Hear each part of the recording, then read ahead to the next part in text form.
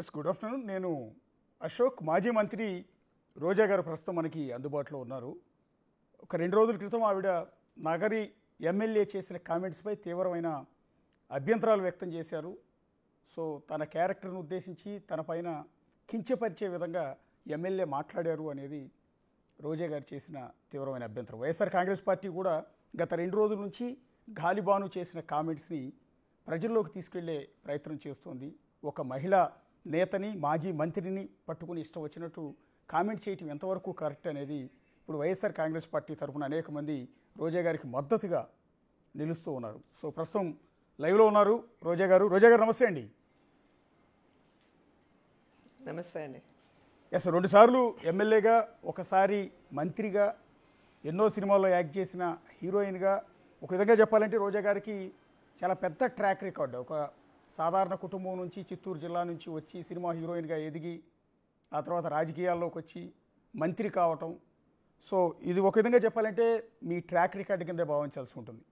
So 2 రోజుల క్రితం మీ నగరి నియోజకవర్గ ఎమ్మెల్యే చేసిన కామెంట్స్ పైన మీరు తీవ్రమైన అభ్యంతరాలు వ్యక్తం చేశారు. అదంతా కూడా చూసాం. సో ఓవరాల్గా ఇప్పుడు జరిగిన ఈ 2-3 రోజుల నుంచి జరుగుతున్న పరిణామాల పట్ల ఏం చెప్తారు మేడం?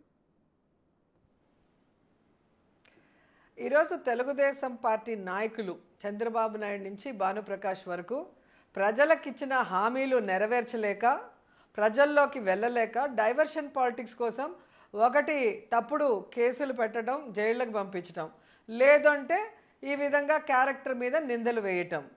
సో డైవర్షన్ పాలిటిక్స్లో భాగంగా ఈరోజు భానుప్రకాష్ ఎంత సిగ్గు లేకుండా, ఒక మహిళని చూడకుండా, ఒక డైరెక్టర్ వైఫ్ అని చూడకుండా, ఒక హీరోయిన్ అని చూడకుండా, ఒక ఎక్స్ మినిస్టర్ అని చూడకుండా ఎంత చీప్గా మాట్లాడాడు అంటే అతని క్యారెక్టర్ ఏంటో ఒకసారి అందరూ అర్థం చేసుకోవాలి.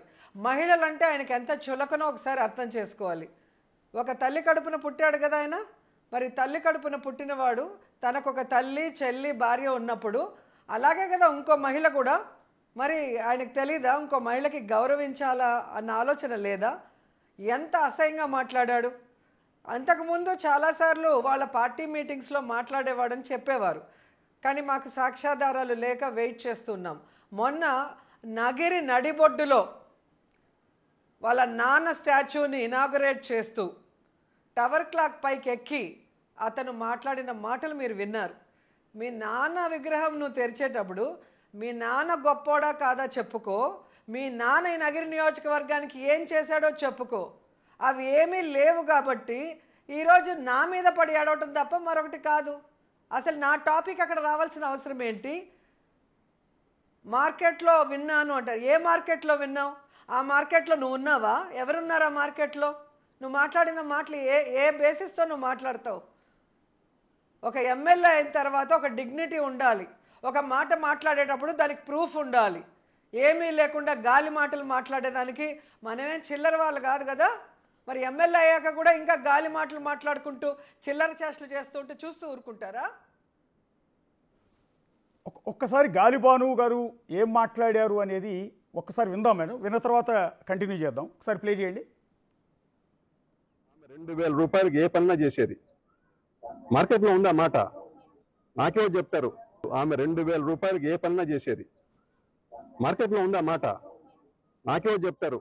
ఆమె 2000 రూపాయలకి ఏ పన్నా చేసేది. మార్కెట్లో ఉందా మాట? నాకేమో చెప్తారు. ఆమె 2000 రూపాయలకి ఏ పన్నా చేసేది. మార్కెట్లో ఉందా మాట? నాకేమో చెప్తారు. ఏదనంటే నేను నెంబర్ 1 హీరోయిన్ అంట. ఆమె 1, 2 పెట్టేసుకుంటా ఉంటది. నాకు తెలిసినంత వరకు ఆమె వ్యాంప్కి ఎక్కువ, హీరోయిన్ తక్కువ. దేనికి ఎక్కువ? వ్యాంప్ క్యారెక్టర్కి ఎక్కువ. అలాంటి ఆమె ఇవాళ 1000 కోట్లకు తాల్చిందంటే అర్థం చేసుకోండి. బెంగళూరులో 1000 కోట్ల ఆస్తి సంపాదించింది ఆమె. 1000 కోట్లు, ఒకే ఒక అపార్ట్మెంట్, 10 ఎకరాలు, 1000 కోట్లు. ఎక్కడి నుంచి వచ్చింది? మీ అందరి రక్తం దాంట్లో ఉంది. మీ అందరి రక్తం తోడింది ఆమె. మీ అందరి రక్తం తోడింది. 1000 కోట్లు. ఆమెకు ఒకప్పుడు రెంట్ కట్టడానికి డబ్బులు లేవు, ఉండేదానికి డబ్బులు లేవు. వాళ్ళ దగ్గర 1000 రూపాయలు, వాళ్ళ దగ్గర 3000 రూపాయలు తీసుకున్నామా ఇవాళ 1000 కోట్ల మాటలు మాట్లాడుతుందంటే ఏడకపోయింది? ఎవరి డబ్బు? ఏడు నుంచి వచ్చినాయి? ఇవన్నీ కూడా లెక్క తేవాల్సి ఉంది. యా ఒక్కసారి ఈ మాటల్ని బిగ్ టీవీ ఉద్దేశపూర్వకంగా అతను మాట్లాడిన ప్లేస్ ఒకసారి మీరు గమనించారు. అవునండి, అతను మాట్లాడిన మాటలు ప్లేస్ చూడండి.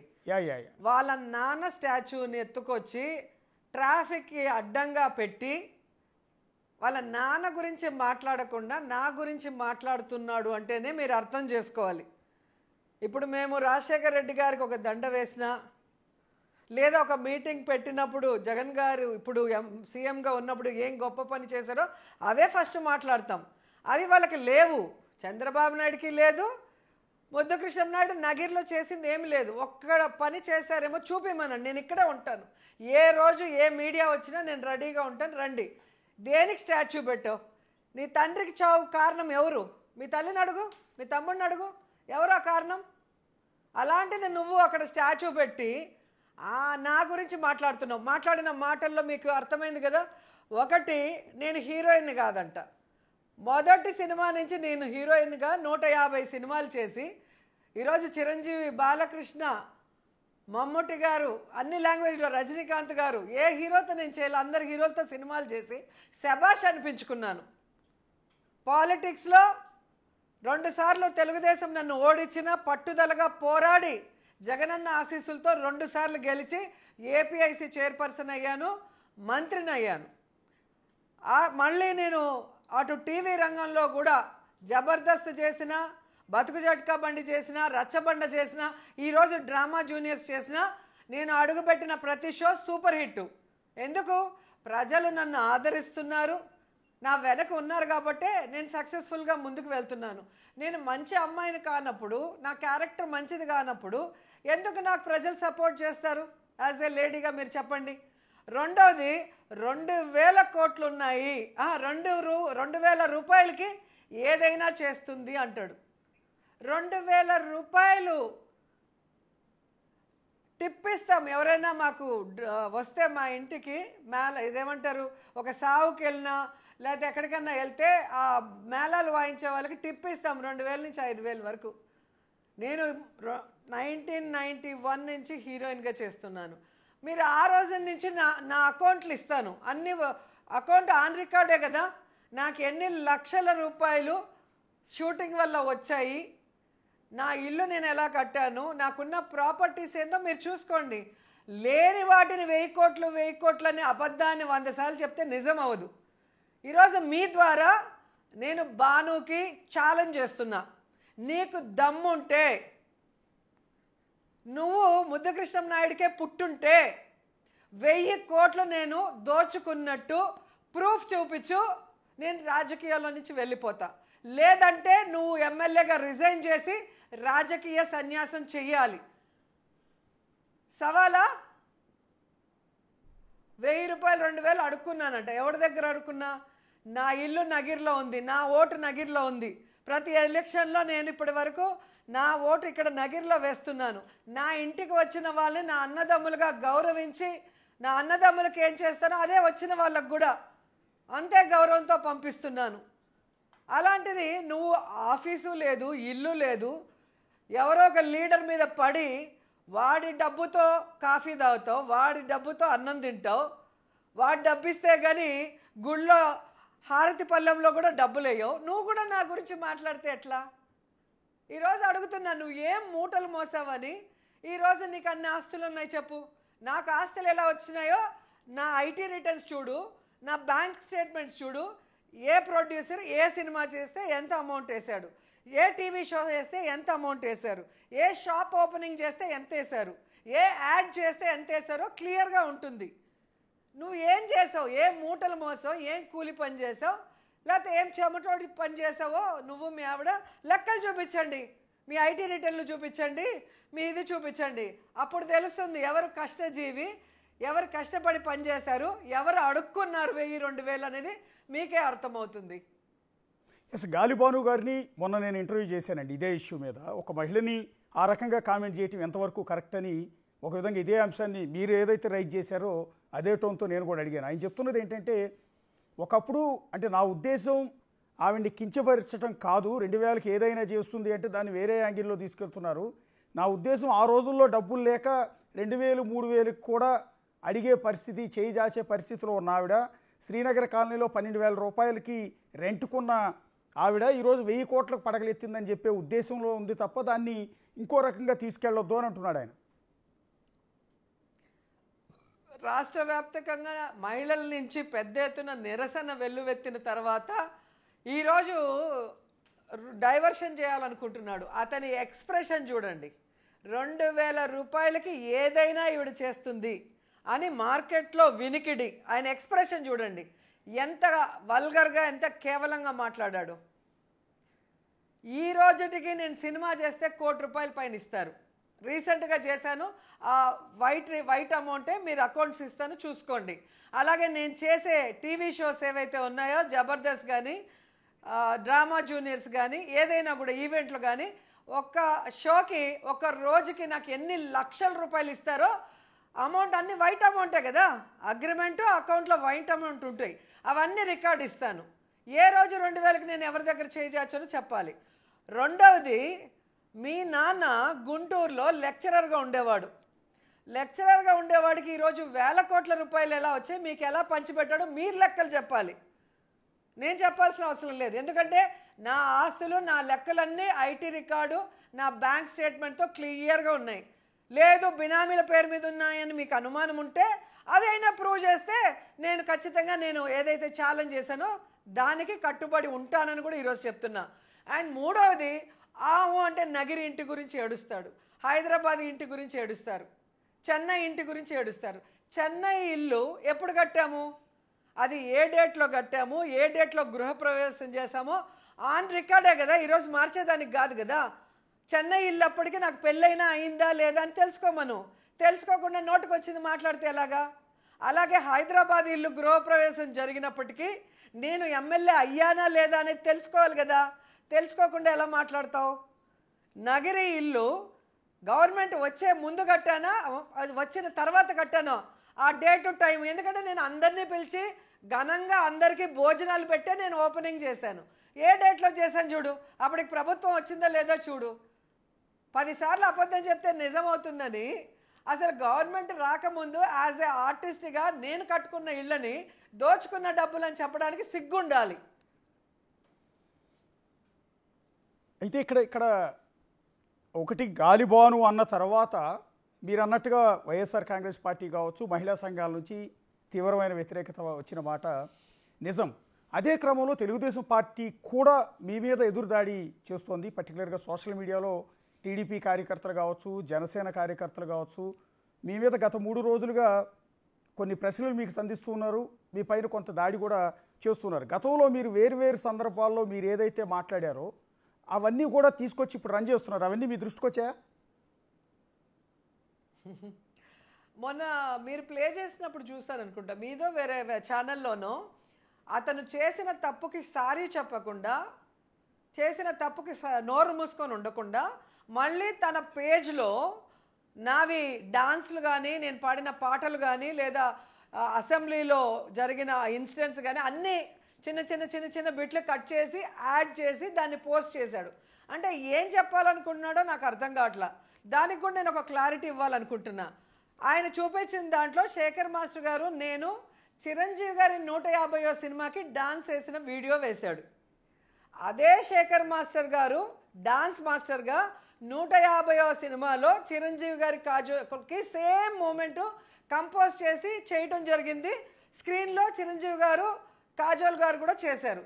మరి నేను శేఖర్ గారు డాన్స్ వేసినప్పుడు అది బూత్ అయితే, చిరంజీవి గారు కాజోల్ చేసింది కూడా బూతే కదా. మరి వాళ్ళు చేస్తే అది సినిమా, మేము ఈవెంట్లో చేస్తే అది బూత్ ఎలా అవుతుంది నాకు చెప్పాల్సిన అవసరం ఉంది. రెండవది, నా 3వ సినిమా సీతారత్నం గారి అబ్బాయి, అది సూపర్ డూపర్ హిట్. ఆ సినిమాలో ఒక సూపర్ హిట్ సాంగ్ని ఒక ఈవెంట్లో పాడమంటే, ఒక ఈవెంట్లో నా హిట్ సినిమా నా మొగుడే బ్రహ్మచారి నేనేమో కన్యాకుమారి అని హిట్ సాంగ్ నేను పాడితే అది బూత్ అంట. మరి ఆ సినిమాలో పెట్టినప్పుడు సెన్సార్ వాళ్ళు ఏం చేస్తూ ఉంటారు, రిలీజ్ అయినప్పుడు ప్రజలు దాన్ని ఎట్లా సూపర్ హిట్ చేశారో చెప్పాల్సిన అవసరం ఉంది. ఇంకొకటి, అసెంబ్లీలో అప్పుడు ఏదైతే తెలుగుదేశం పార్టీ నన్ను బ్యాడ్ చేయాలని కట్టింగ్లు చేసి పెట్టిందో అవన్నీ వేస్తున్నారు. సో దీన్ని బట్టే మీకు తెలుస్తుంది అతను చేసింది తప్పు అని అతనికి తెలిసింది. రాష్ట్రం అంతా తన పేరు భ్రష్టు పట్టిపోయిందని భానుప్రకాష్కి తెలిసింది. సో దాని నుంచి తప్పించుకోవడానికి ఆవిడ ఇలా ఆవిడ ఎలాగ తర్వాత ముందు నువ్వు ఎలా మాట్లాడతావు, ఒక మహిళ గురించి, ఒక గృహిణి గురించి, ఒక ఎక్స్ మినిస్టర్ గురించి, ఒక ప్రముఖ హీరోయిన్ గురించి ఎలా నువ్వు అంత చీప్గా మాట్లాడతావు? దానికి సమాధానం చెప్పు. దాని మీద పోలీసులు కేసు ఫైల్ చేసి అతన్ని రిమాండ్ పంపించాలి.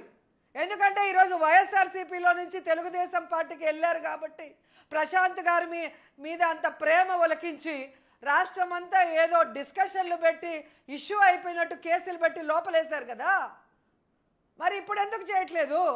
మీ పార్టీలో ఉంటేనే మహిళలు, పక్క పార్టీలో ఉంటే మహిళలు కాదా? మీ పార్టీలో ఉంటేనే మంచోళ్ళు, పక్క పార్టీలో ఉంటే మంచోళ్ళు కాదా?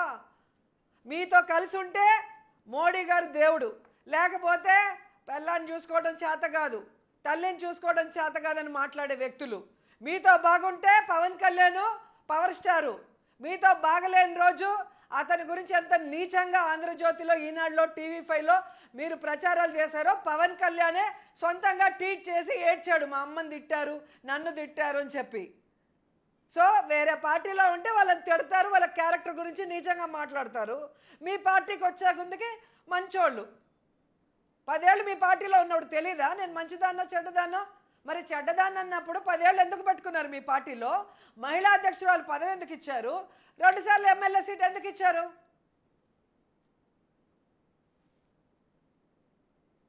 అంటే బేసిక్గా వీరు గతంలో వేరు సందర్భాల్లో లోకేష్ గారి గురించి, చంద్రబాబు గారి గురించి, పవన్ కళ్యాణ్ గారి గురించి ఇట్లా నాయకులందరిని ఉద్దేశించి మీ నోటి నుంచి వచ్చిన భాష పైన వాళ్ళు అభ్యంతరం వ్యక్తం చేస్తున్నారు. ఆ రోజుల్లో ఇష్టం వచ్చినట్టు ఆవిడ మాట్లాడింది, తిట్టింది. సో దానికి ఇప్పుడు ఒక మాట అనగానే దాన్ని సింపతిగా క్రియేట్ చేసుకునే ప్రయత్నం చేస్తోంది అనేది వాళ్ళ నుంచి వస్తున్న ఒక ఆరోపణ.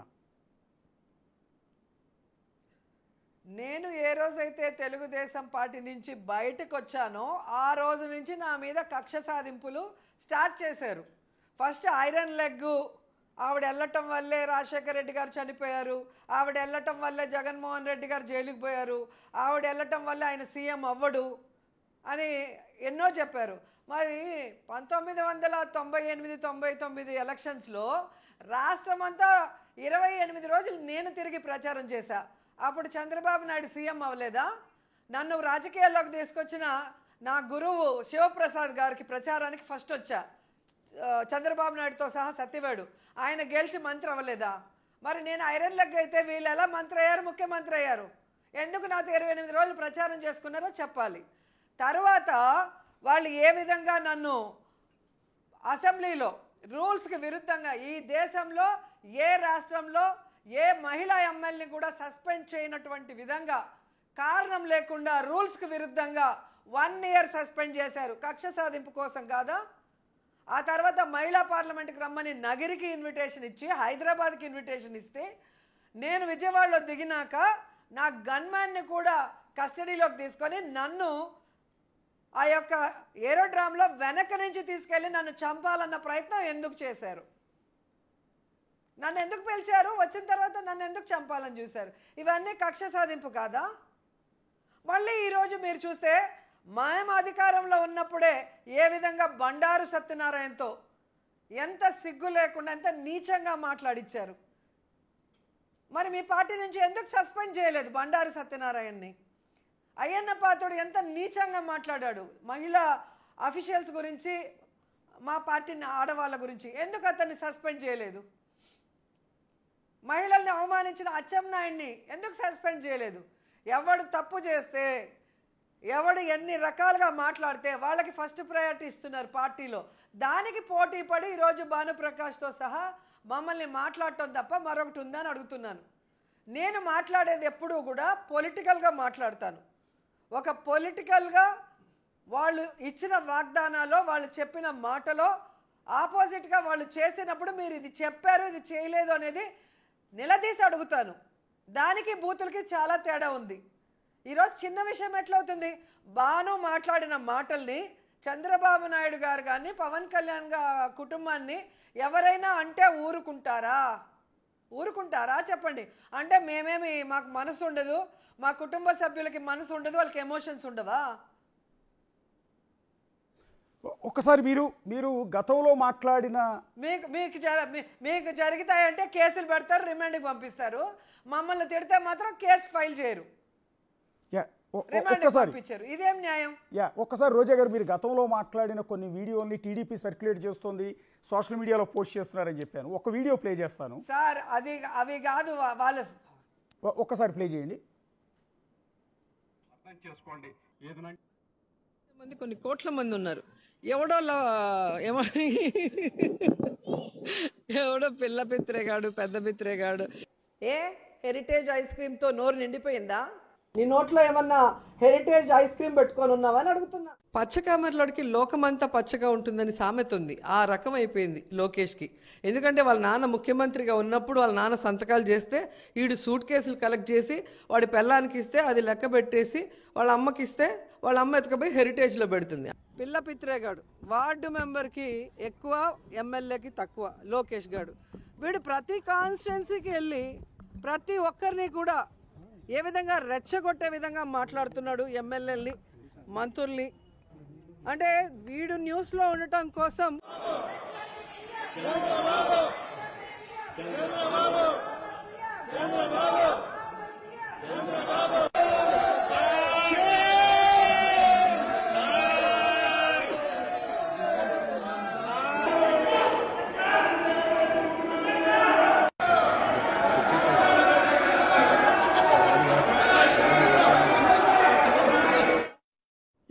ఎస్ రోజా గారు, కొన్ని వీడియోస్ మాత్రమే ప్లే చేశాను. వీటి గురించి మాట్లాడాలి ఇప్పుడు.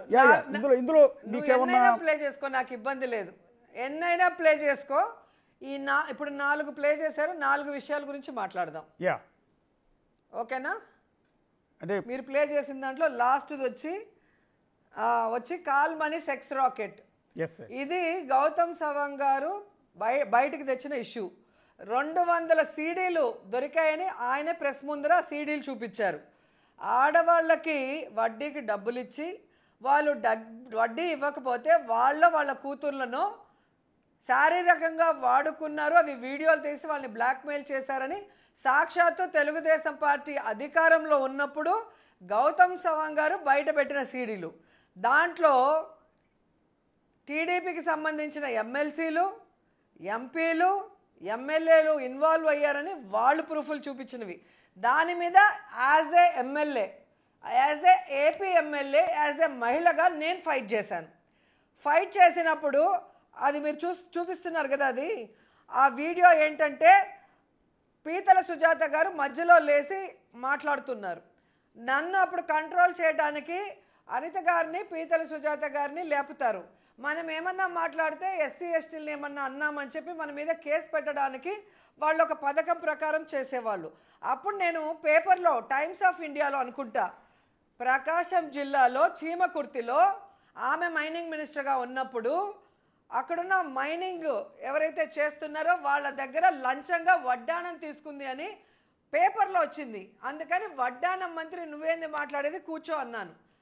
అది కాల్మనీ సెక్స్ రాకెట్లో మహిళలు మోసపోతున్నారు కాబట్టి వాళ్ళ గురించి మాట్లాడుతుంటే చంద్రబాబు నాయుడు మెహర్బానీ కోసం లేచి నన్ను తిట్టింది వాళ్ళ మహిళలు. వాళ్ళకి కనీసము రాష్ట్రంలో మహిళలు అన్యాయం అయిపోతున్నారన్న బాధ లేకపోవడం చాలా బాధాకరం. రెండవది, మీరు వేసిన దాంట్లో ఇంకొకటి గుర్తు చేయండి నాకు. అంటే పిల్ల బిత్రేగాడు లోకేష్ అన్న మాట, వాడు వీడు అనటం కావచ్చు, అంటే లోకేష్ గారిని ఉద్దేశించి వాడు పిల్ల బిత్రేగాడు నాకన్నా అవును పిల్ల పిత్రేనే అండి. ఈ రోజుకి నేను దాని మీద స్టాండ్ అయి ఉంటాను. పిల్ల పిత్రేనే. ఎందుకంటే నేను తెలుగుదేశం పార్టీలో మహిళా అధ్యక్షురాలుగా ఉన్నప్పుడు అతను వస్తే ఎవరు పట్టించుకునే వాళ్ళు కూడా కాదు ఆ పార్టీ ఆఫీస్కి. అతన్ని ఎవరు కూడా వెనకపోయే వాళ్ళు కూడా లేదు. ఈరోజు వాళ్ళ నాన్న అతన్ని మంత్రిని చేశాడు కాబట్టి గతంలో విధి లేక ఈరోజు లోకేష్ వెనక్కి వెళ్తున్నారు. ఈ రోజుకి కూడా మీరు నార్కో అనాలిసిస్ టెస్ట్ చేస్తే తెలుగుదేశం పార్టీ వాళ్ళకి లోకేష్ గురించి వాళ్ళు ఏమనుకుంటున్నారో మీకు స్పష్టంగా వాళ్ళ మనసులో మాటలు తెలుస్తాయి. ఎందుకంటే అతని వల్లే ఈరోజు తెలుగుదేశం పార్టీ భ్రష్టు పట్టిపోతుంది. అతని వల్లే సంవత్సరం లోపే ఆంధ్రప్రదేశ్లో కూటమి ప్రభుత్వం ఈరోజు ప్రజలు అసహించుకునే పరిస్థితికి వస్తుంది. ఎందుకంటే ప్రజలకు చెప్పినవి ఏమీ చేయకుండా రెడ్ బుక్ రాజ్యాంగం అంటూ ఈరోజు తప్పుడు కేసులు పెట్టి ప్రజల్ని లోపలేయటమే కాకుండా, వైఎస్ఆర్సీపీ నాయకుల్ని లోపలేయటమే కాకుండా ప్రజల జీవితాలతో చలమగాటు ఆడుతున్నాడు. ముఖ్యంగా 10th క్లాస్ స్టూడెంట్స్ పేపర్లు కరెక్షన్ కూడా సక్రమంగా చేయించలేని దద్దమ్మ మంత్రి. దానివల్ల ఎంతమంది జీవితాలు నాశనం అయిపోయినాయి. అలాగే బాత్రూముల్లో కెమెరాలు పెడితే ఆడపిల్లలు ఏడుస్తూ ధర్నాలు చేస్తే వాళ్ళని కొట్టి ఇళ్లకు పంపించి ఆ కేసు క్లోజ్ చేయించిన దద్దమ్మ మంత్రి అనేది అందరికీ తెలుసు. ఏ రోజు కూడా అతని శాఖలో అతను పని చేయలేదు. మిగతా శాఖల వాళ్ళని పని చేయకుండా ఈరోజు కూటమి ప్రభుత్వానికి చెడ్డ పేరు తెస్తుంది లోకేష్ అనేది అందరికీ తెలుసు. కాబట్టి ఎవరు ఆయన గౌరవం ఇచ్చి మాట్లాడే పరిస్థితి లేదు.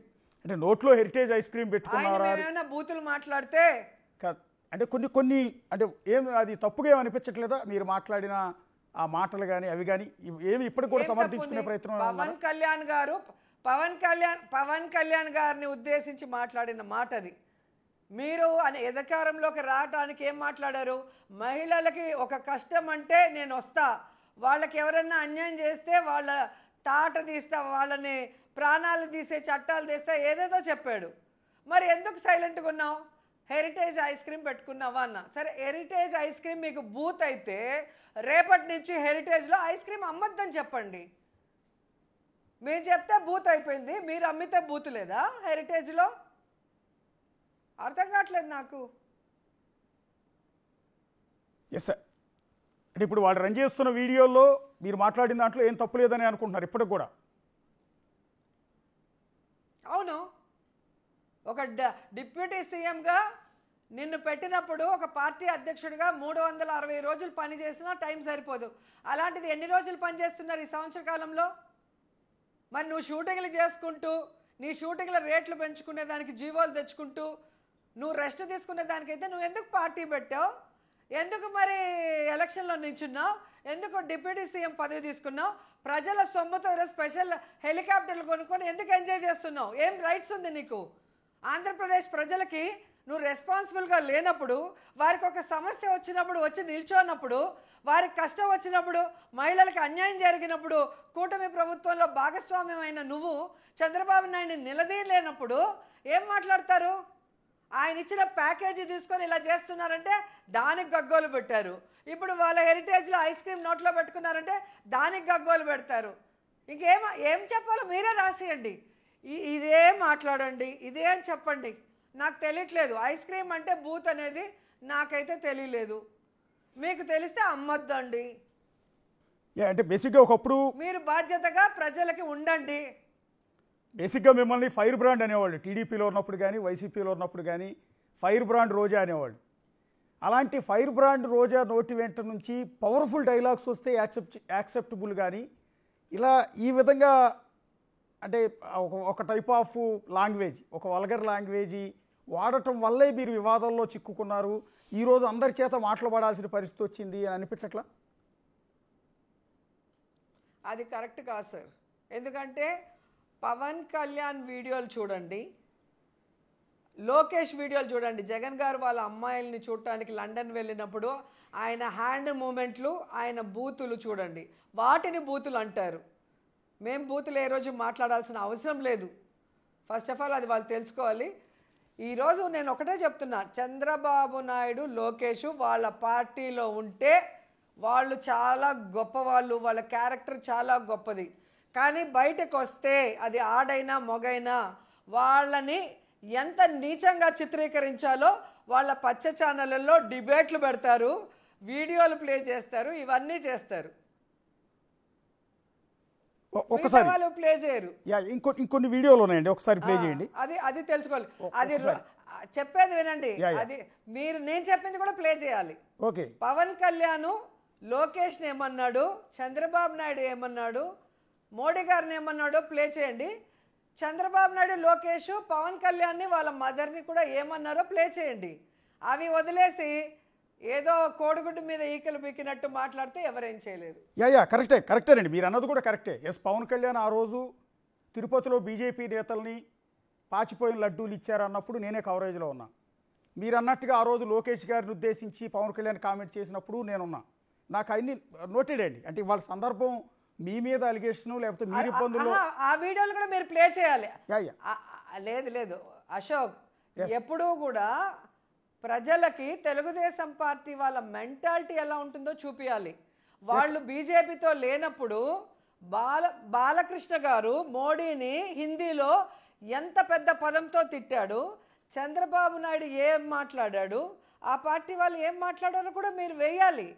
అంటే వాళ్ళతో ఉంటేనే వాళ్ళు మంచోళ్ళు, లేరంటే వాళ్ళు ఎంతైనా మాట్లాడతారు, ఏ విధమైన వీడియోలో గ్రాఫిక్లో ఏవైనా చేస్తారు.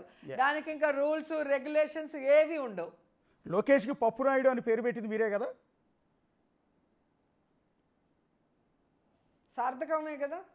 ఈరోజు గూగుల్లో పప్పు అని కొడితే ఆయన ఇక్కడ వస్తున్నాడు. అంటే అదే కరెక్టే అనుకుంటున్నారా?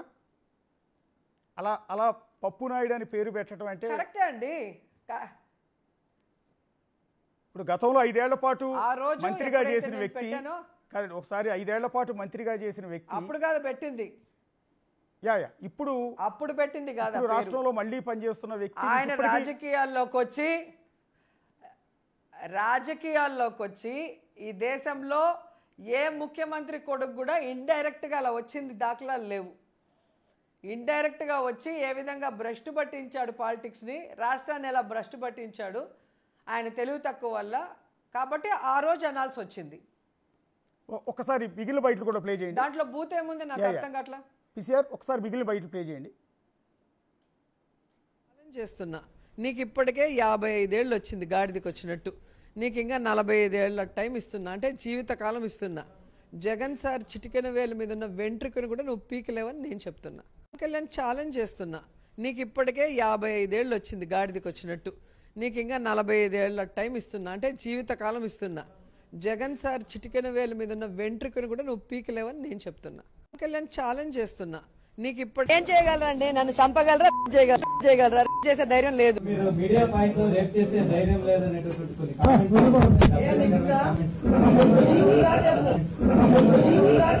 వచ్చే లోపల సీరి చేసే పనిది, వచ్చే లోపల సీరి చేసే పనిది. ఎస్, అంటే జగన్ గారి చిటికెని వేలి మీద వెంట్రుకు కూడా పీకలేరు అనేది బహుశా ఒక మహిళ నోటి నుంచి సమాజం యాక్సెప్ట్ చేయదేమో కదా. ఛాలెంజ్ చేస్తాను, అంటే ఒక మహిళ నోటి నుంచి ఆ మాటలు యాక్సెప్ట్ చేయరు కదా అంటున్నా. నేనేది ఏంటంటే ఎందుకు చేయరు? మహిళ అయితే ఏమి, అబ్బాయి అయితే ఏముంది, దాంట్లో బూత్ ఏముంది? ఎంతసేపు జగన్మోహన్ రెడ్డిని నేను అది చేసేస్తా ఇది చేసేస్తానంటే ఊరుకుంటారా? వింటుంటారా? దాంట్లో బూత్ ఏముంది నాకు అర్థం కావట్లేదు. ఈ రోజుకి ఛాలెంజ్ చేస్తున్నా నేను, మీకు దమ్ముంటే పవన్ కళ్యాణ్కి 175 సీట్లలో నించొని అప్పుడు మాట్లాడమను. మోడీ కాళ్ళు పట్టుకొని, వాళ్ళ మమ్మీని తిట్టిన చంద్రబాబు నాయుడు లోకేష్ కాళ్ళు పట్టుకొని జగన్మోహన్ రెడ్డిని ఓడించేదానికే పనిచేశాడు తప్ప ఆయనకి ఎవరైతే జెండాలు మోసారో లేదా ఆయనకి ఎవరైతే సపోర్టివ్గా ఉన్నారో ఆయన సామాజిక వర్గానికి ఏమైనా చేశాడా? ఎవరైనా ఈ రోజుకి కూడా తెలుగుదేశం పార్టీకి నష్టం చేకూర్చే విధంగా ఒక చిన్న ప్రెస్ మీట్ పెట్టినా వెంటనే వాళ్ళని పార్టీ నుంచి సస్పెండ్ చేస్తున్నాడు. తెలుగుదేశం పార్టీని కాపాడటానికే ఆయన బతుకుతున్నాడు తప్ప ఆయన కోసం పనిచేసిన జనసేన సైనికులకో జనసేన నాయకులకో ఆయన ఏ రోజు పని చేయట్లేదు. దొంగ దెబ్బ తీయటం అంటారు దీన్ని, హీరోయిజం అనరు పవన్ కళ్యాణ్ది. ఈ రోజుకి ఛాలెంజ్ చేస్తున్నా, జగన్మోహన్ రెడ్డి గారి చిటికెన వేలు మీద ఉన్న ఎంట్రిక కూడా పీకలేరు. 175 సీట్లో నించొని అప్పుడు మాట్లాడండి. దొంగ దెబ్బ తీయటం, ఈవీఎంలో మ్యానిపులేట్ చేయటం కాదు. ఈరోజు రాష్ట్ర ప్రజలు చూస్తున్నారు కదా, జగన్మోహన్ రెడ్డి గారు రాప్తాడుకి వెళ్ళినా, పొదిలీకి వెళ్ళినా, చిత్తూరుకు వచ్చినా మీరు పోలీసుల్ని ఉపయోగించి లీడర్ల మీద రౌడీ షీట్లు తీస్తామని బెదిరించి మీరు ఎక్కడ చెక్ పోస్టులు పెట్టినా ప్రజలు ఆగుతున్నారా? మీ అబద్ధాలకి విసిగిపోయారు. జగన్ తాను చెప్పిన ప్రతిదీ, తాను మేనిఫెస్టోలో ఇచ్చిన ప్రతిదీ చేశాడు. అలాంటి వ్యక్తిని వదులుకొని తప్పు చేశామని ఈరోజు జగన్ వెంట పరుగులు తీస్తున్నారు.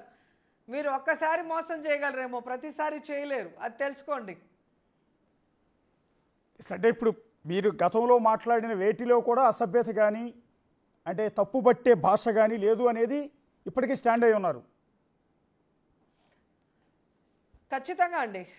ఇది చిత్తూరులో ప్రతి ఒక్కరూ మాట్లాడే నార్మల్ లాంగ్వేజ్, దాంట్లో బూత్ ఉండదు. ఎవరైనా ఏమన్నా అంటే మెట్టి తీసుకొని కొడతా అంటారు, అంటే మీ భాషలో చెప్తూ కొడతానో ఏదో అంటారు. ఇక్కడ మాటకు ముందు అది వస్తుంది. అలాగే నా ఇట్లా అంటారు, నా బొచ్చు కూడా బీకలేరు అంటారు. సో అవి నార్మల్గా అందరూ మాట్లాడే మాటలు. మేము పాలిటిక్స్లో ఉన్నాం కాబట్టి కొంచెం పాలిష్గా మాట్లాడుతున్నాం. మా భాష అదైనా దాన్ని కొంచెం పక్కన పెట్టి జాగ్రత్తగానే మాట్లాడుతున్నాం. కానీ భాష గురించి మాకు అడ్వైస్ ఇచ్చే జనసేన తెలుగుదేశం పార్టీ వాళ్ళ భాషను చూడండి. ఈరోజు నాకు పవన్ కళ్యాణ్కి పొలిటికల్గా విభేదం ఉంది, నాకు చంద్రబాబు నాయుడుకి పొలిటికల్గా విభేదం ఉంది, నాకు లోకేష్కి పొలిటికల్గా విభేదం ఉంది. మేము ఒకరినొకరు మాట్లాడుకుంటుంటే సంబంధం లేని కింద ఉన్న వాళ్ళంతా ఈరోజు మా ఇంట్లో వరలక్ష్మి వ్రతం జరిగిన, మా ఇంట్లో ఈరోజు లక్ష్మీ నరసింహస్వామి హోమం జరిగిన కింద బూతులు ఎందుకు పెడుతున్నారు? మీరు సంస్కారవంతులు కదా, ఎందుకు కింద బూతులు పెడుతున్నారు? బర్త్డే ఈవెంట్స్ కింద ఎందుకు బూతులు పెడుతున్నారు? మీరు మానసిక రోగులు కాదని అడుగుతున్నా. అంటే ఎందుకు మేడం, అంటే వైఎస్ఆర్ కాంగ్రెస్ పార్టీలో చాలామంది మహిళలు ఉన్నారు, ఒక్క రోజా గారు మాత్రమే కాంట్రవర్సీలు ఎందుకు ఇరుక్కుంటున్నారు? ఎందుకు రోజా గారిని మాత్రమే వాళ్ళు టార్గెట్ చేస్తున్నారు? రోజా గారిని రాజకీయంగా సమాధి చేయాలనుకున్నారు తెలుగుదేశం పార్టీ వాళ్ళు. కానీ వాళ్ళ దురాలోచన అర్థం చేసుకొని నేను తెలుగుదేశం నుంచి బయటకు వచ్చి జగన్మోహన్ రెడ్డి గారితో ఈరోజు అడుగులు వేస్తూ 2 సార్లు గెలిచి ఈరోజు మంత్రి స్థాయికి ఎదిగాను కాబట్టి కడుపమంట. అంటే ఇప్పుడు మీతో పాటు నాకు ఆయనకి ఏమైనా ఆస్తి గొడవలు ఉన్నాయా? నాకు చంద్రబాబు నాయుడుకి లోకేష్ ఆస్తి గొడవలు ఉన్నాయా? కుటుంబ గొడవలు ఉన్నాయా? ఏం గొడవలు ఉన్నాయి చెప్పండి. అంటే మీతో పాటు విడుదల రజనీ గారు ఆ రోజు చంద్రబాబు నాయుడు కోసం పోరాటం చేసినప్పుడేమో ఫైర్ బ్రాండ్, తోపు, తురుము, ఈరోజు చెడ్డవాళ్ళు అయిపోయామా? మీతో పాటు విడుదల రజనీ మంత్రి అయ్యారు, పుష్ప శ్రీవాణి మంత్రి అయ్యారు, వనిత గారు బహుశా ఎంపీ అయినట్టున్నారు. సో ఇట్లా చెప్పుకుంటూ పోతే సుచరిత మంత్రి అయ్యారు, చాలా మంది అయ్యారు. కానీ ఇవెవ్వరూ పెద్ద నోటెడ్ కూడా కాదు. ఒక్క రోజా గారి విషయంలో మాత్రమే ట్రోలింగ్ జరగటం కావచ్చు. మీరు అన్నట్టు ఇందాక మీరు ఇంట్లో శుభకార్యం చేసుకున్నా కూడా ఇష్టం వచ్చినట్టు బూతులు తిడుతున్నారంటూ ఉన్నారు. ఇదంతా కేవలం ఒక్క రోజా గారికి మాత్రమే జరుగుతోంది. ఈరోజు మీరు చెప్పిన పేర్లు గల వాళ్ళందరూ కూడా పొలిటికల్గా నాయకురాళ్ళు. వాళ్ళు మాట్లాడినప్పుడు అది ఎంతవరకు వెళ్తుంది, ఛానల్స్ ఎంతవరకు క్యారీ చేస్తారు, జనాలు ఎంతవరకు రిసీవ్ చేసుకుంటారు, ఎంత డౌన్ విలేజ్ల వరకు ఆ న్యూస్ వెళ్తుంది అనేది మీకే తెలుసు. టీఆర్పీ బేసిస్, అవునా కదా? అవునండి. అదే ఒక రోజా మాట్లాడినా, అదే ఒక పవన్ కళ్యాణ్ గారు మాట్లాడినా, ఒక సినిమా ఆర్టిస్ట్, ఒక చిన్న సినిమా ఆర్టిస్ట్, ఎవరైనా కామెడీ ఆర్టిస్టో లేదంటే క్యారెక్టర్ ఆర్టిస్ట్ ఎవరు మాట్లాడినా దానికి వ్యూయర్షిప్ ఉంటుంది. ఛానల్స్ అన్నీ కూడా టీఆర్పీ కోసం వాడతాయి. సో అది down to earth last person village వరకు వెళ్తుంది. సో వాళ్ళు చెప్పిన దాంట్లో నిజం ఉందా లేదా వాళ్ళు ఆలోచించుకొని తర్వాత డెసిషన్ తీసుకుంటారు. కానీ అక్కడి వరకు వెళ్తుంది కదా. సో రోజా అనే ఆవిడ వల్ల మొత్తం 2 తెలుగు రాష్ట్రాలే కాకుండా ప్రపంచంలో ఉన్న తెలుగుదేశం వాళ్ళు, జనసేన వాళ్ళు, వైఎస్ఆర్సీపీ వాళ్ళు, కమ్యూనిస్టులు అందరూ చూస్తారు నా ఇంటర్వ్యూ అయితే. ఏం మాట్లాడింది, ఏ ఇష్యూ మీద మాట్లాడింది, అది కడుపు మంట వాళ్ళకి, వేరే ఏం లేదు.